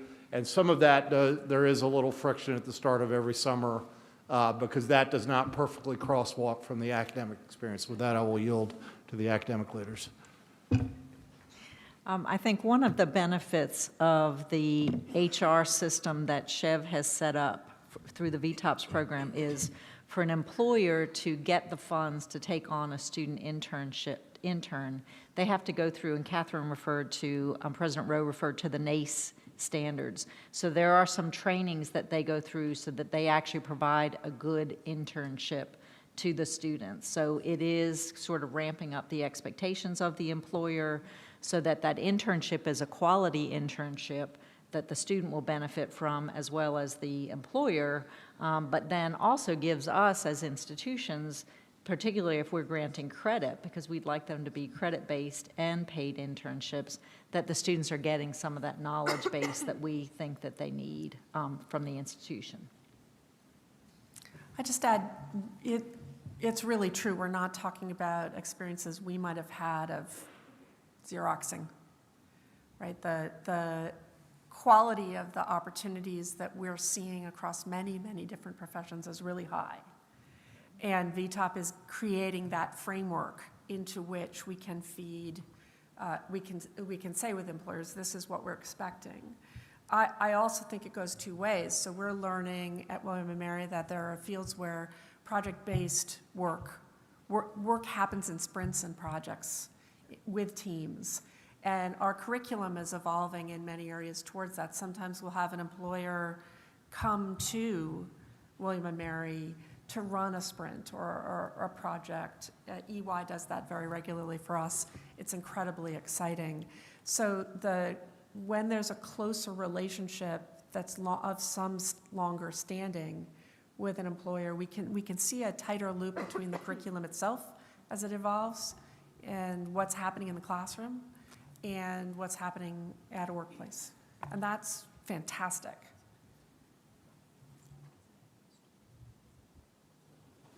Something Senator, I'll just add to close out that thought. I was just thinking, the way we end every internship is you have to give a presentation, a group of senior leaders at Dominion, and as I think about the distinguished folks in the room, we ought to bring in outside people for that, because if criticism of any large company, and particularly utilities, you can be a little insular, and if I were thought just popped in my head, it would be a better experience for the interns, be better for us if we brought some folks from the outside to be willing to sit through and listen to the intern presentations and ask questions, because I really do think it makes you excited for the future to see those. But I do think probably having a little better link to the parent institution they're coming from, like inviting their major professor or their advisor, would make that a better experience. I think that would be fantastic from a university standpoint. Madam? Yeah. Louise? Senator Edwards. I did call your name. I did call your name. Okay. All right. Several thoughts come to my mind. Under the theory of English majors rule, I was a history major. I think I'm reminded that my observation in politics and business is those who communicate the best do it well. It's important to communicate, whether you're a supervisor or whatever it is, and true in politics as well as in business. Communicators do exceptionally well. And the other theory is that people should get along with one another. I'm a history major, and I'm reminded that the early founders of our country were made sure they got along with each other, and they were well regarded. George Washington, when he was 19 years old, wrote out 110 precepts as to how to get along with people, minor things as well as big things. And so people who both can communicate well and can get along with people tend to do a lot better, both in business and in politics, and I guess in teaching in college or whatever. Any comments about that? Bill? Sorry. Apparently one of the things we need to teach people better is how to work microphones, at least in my case. So I was just thinking, and this builds on what I was saying before about one of the things about internships, we're not just assessing the intern, we're assessing the mentor of the intern. And I really do think soft skills is maybe the wrong term, but ability to be a good colleague, ability to be respectful in the workplace, get along with folks. It's important in legislative bodies. It's important in every setting. And, I think interns have helped have helped a lot in the era of the hybrid workplace. Our intern class of 2020 was invaluable in helping all the rest of us learn how to navigate Zoom and things of this nature. So it's not a matter of, okay, you're going into the quote-unquote adult world and you've got to adapt. The world adapts to each generation. I'm part of Generation X. Remember, the world was going to end when the slacker generation, was finally in the workplace, and we survived. I actually think the digital natives that are in the workplace now are invaluable, and I think we learn as much from them as they learn from those of us who are older. So I do think it's a very mutual kind of thing, including what is the appropriate way to respond to an email, because that's changed over time, the appropriate way to respond to social media. We probably have a little to teach about when to stay off social media, but once you're on, how to behave appropriately. So I think it's much more mutual than it is sort of one way.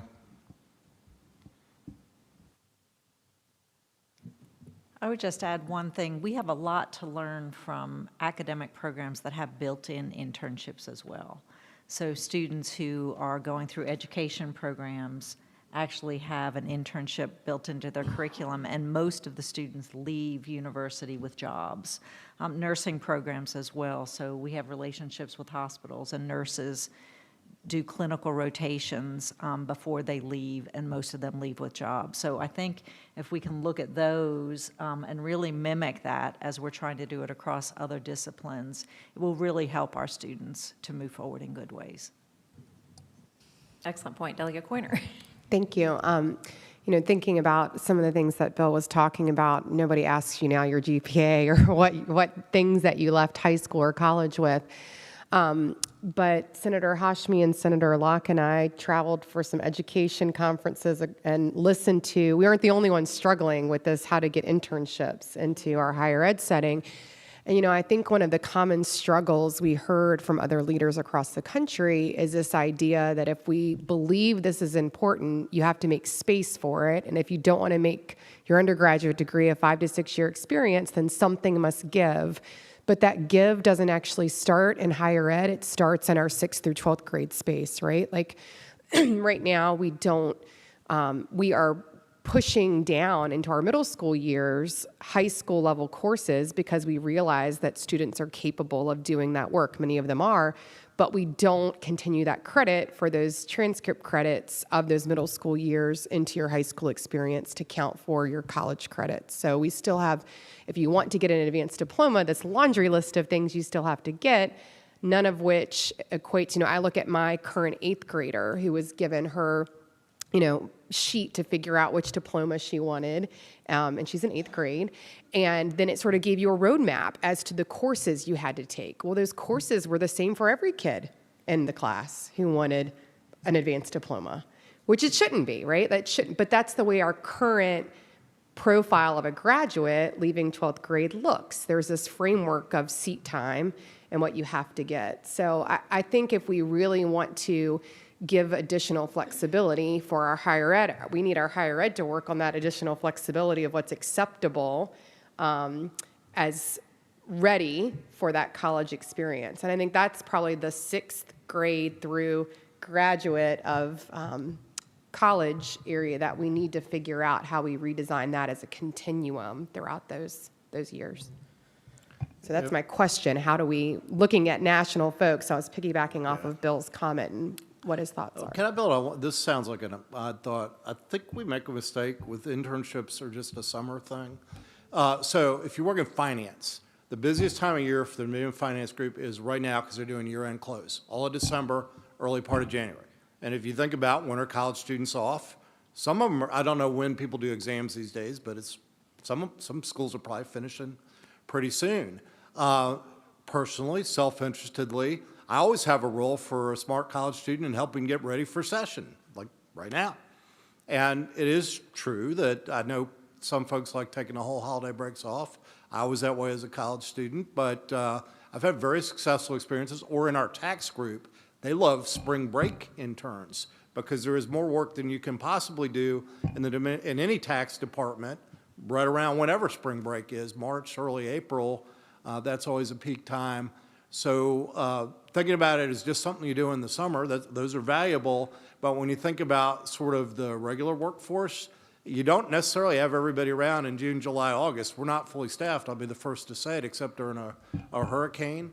Whereas year-end close, so thinking about the college calendar and how to work strategically, or for that matter, the K-12 calendar. I've hired high school students also to do tasks, getting ready for session.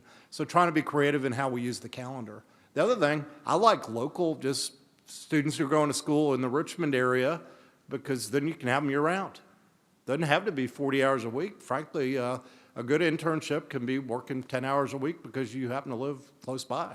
It's a pretty big college, 3 minutes from my office at VCU, and they're right down the street. It's just a thought that we could be a little more creative in using the calendar.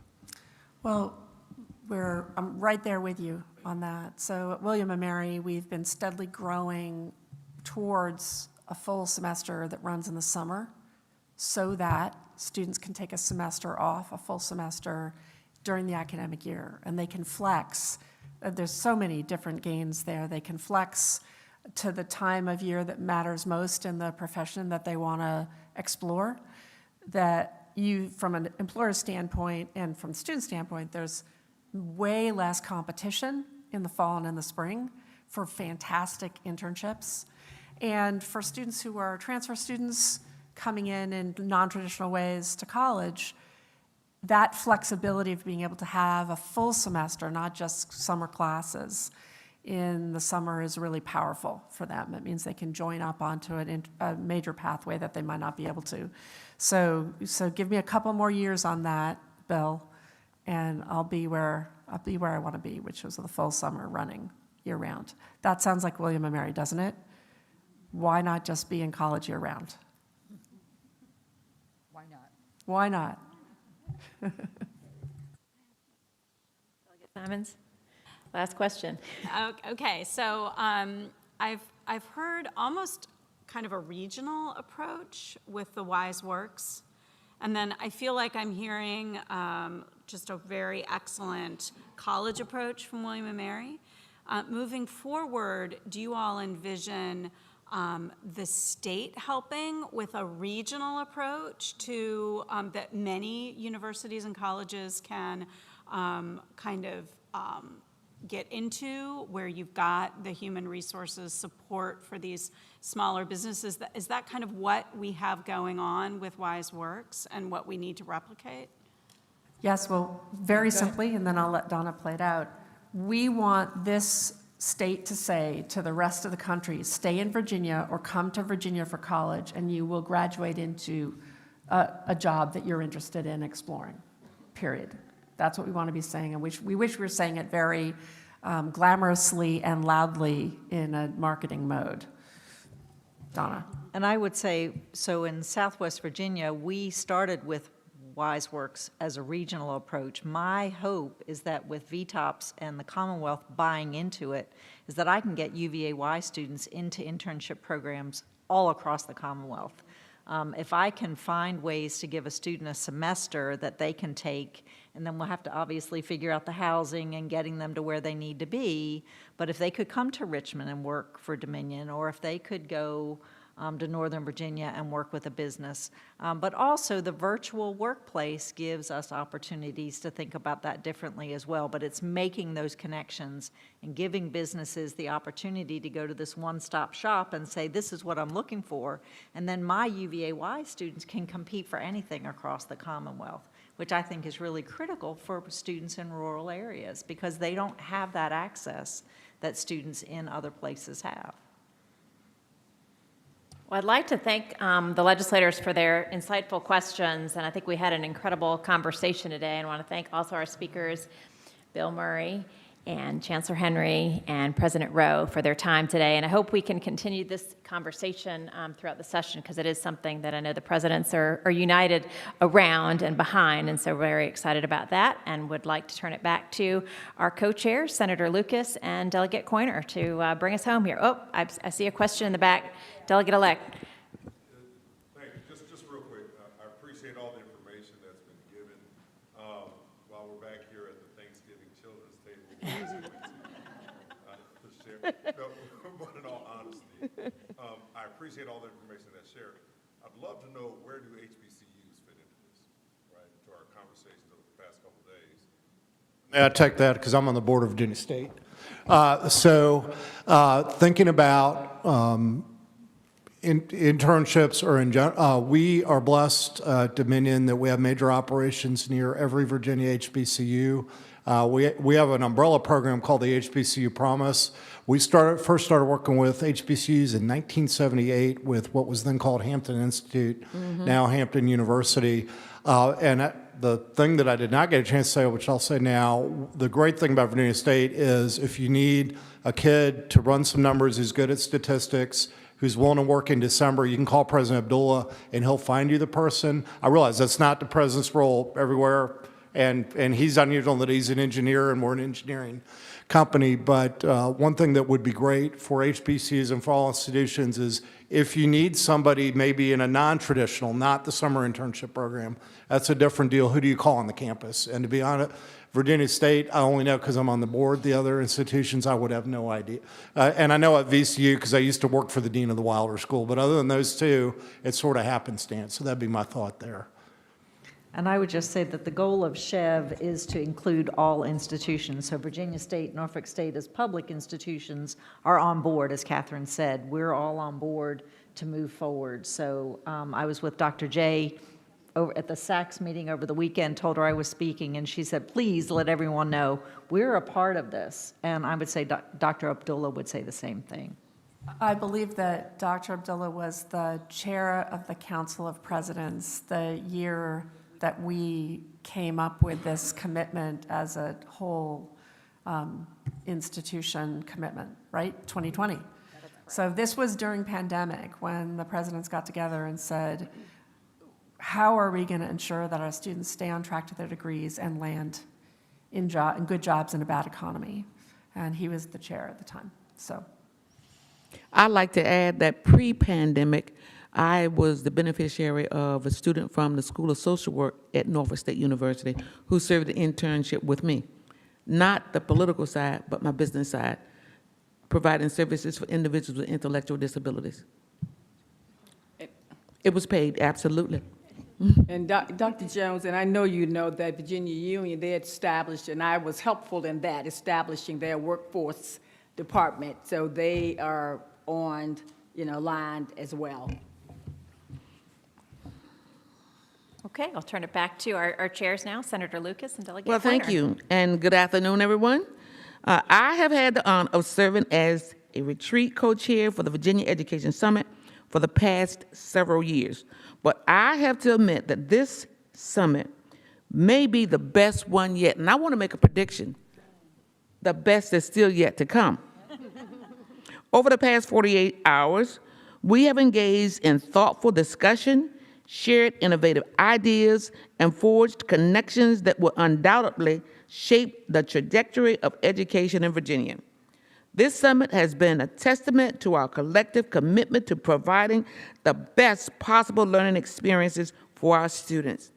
I want to express my deepest appreciation to all the educators, administrators, policymakers, and resource experts who have dedicated their time and expertise to make this event a success.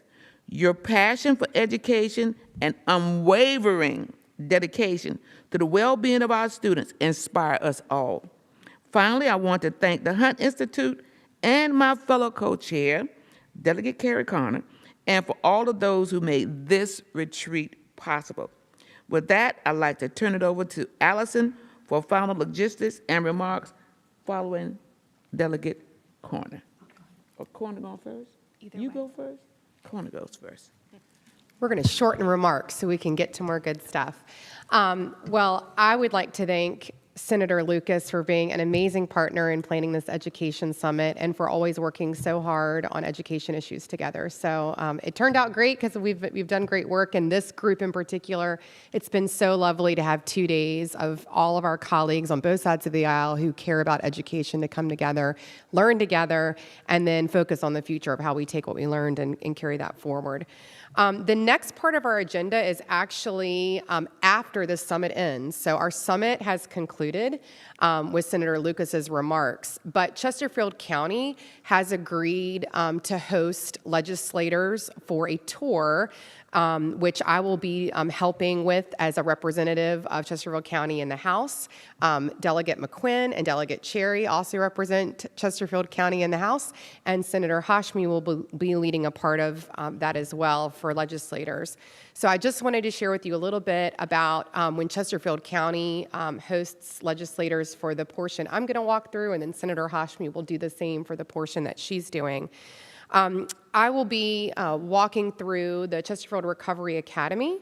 So some of you may remember 4 years ago, I was a brand new baby delegate in the House, and there was the idea of the Recovery High School. We had never had a public one in Virginia. And at the time, nobody knew who I was in the House of Delegates or the State Senate. And so this is a lesson for everybody sitting at the Thanksgiving table behind us. I went to a more senior member of my region, my Chesterfield community, which was Delegate McQuinn at the time, because she had been in the House and we had also been school board members. She served on the Richmond City School Board, and I knew that she had that connection. She happened to have a counselor who taught her grandchildren.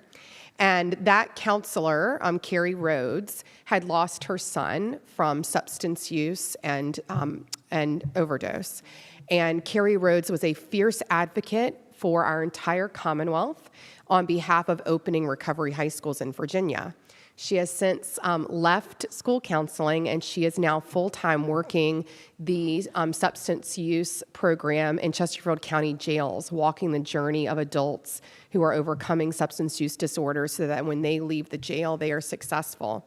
So today what you're going to see is not about something that in politics we figured out. It was relationships across the aisle within our school communities, really highlighting when we all work together, we can figure out how to help children.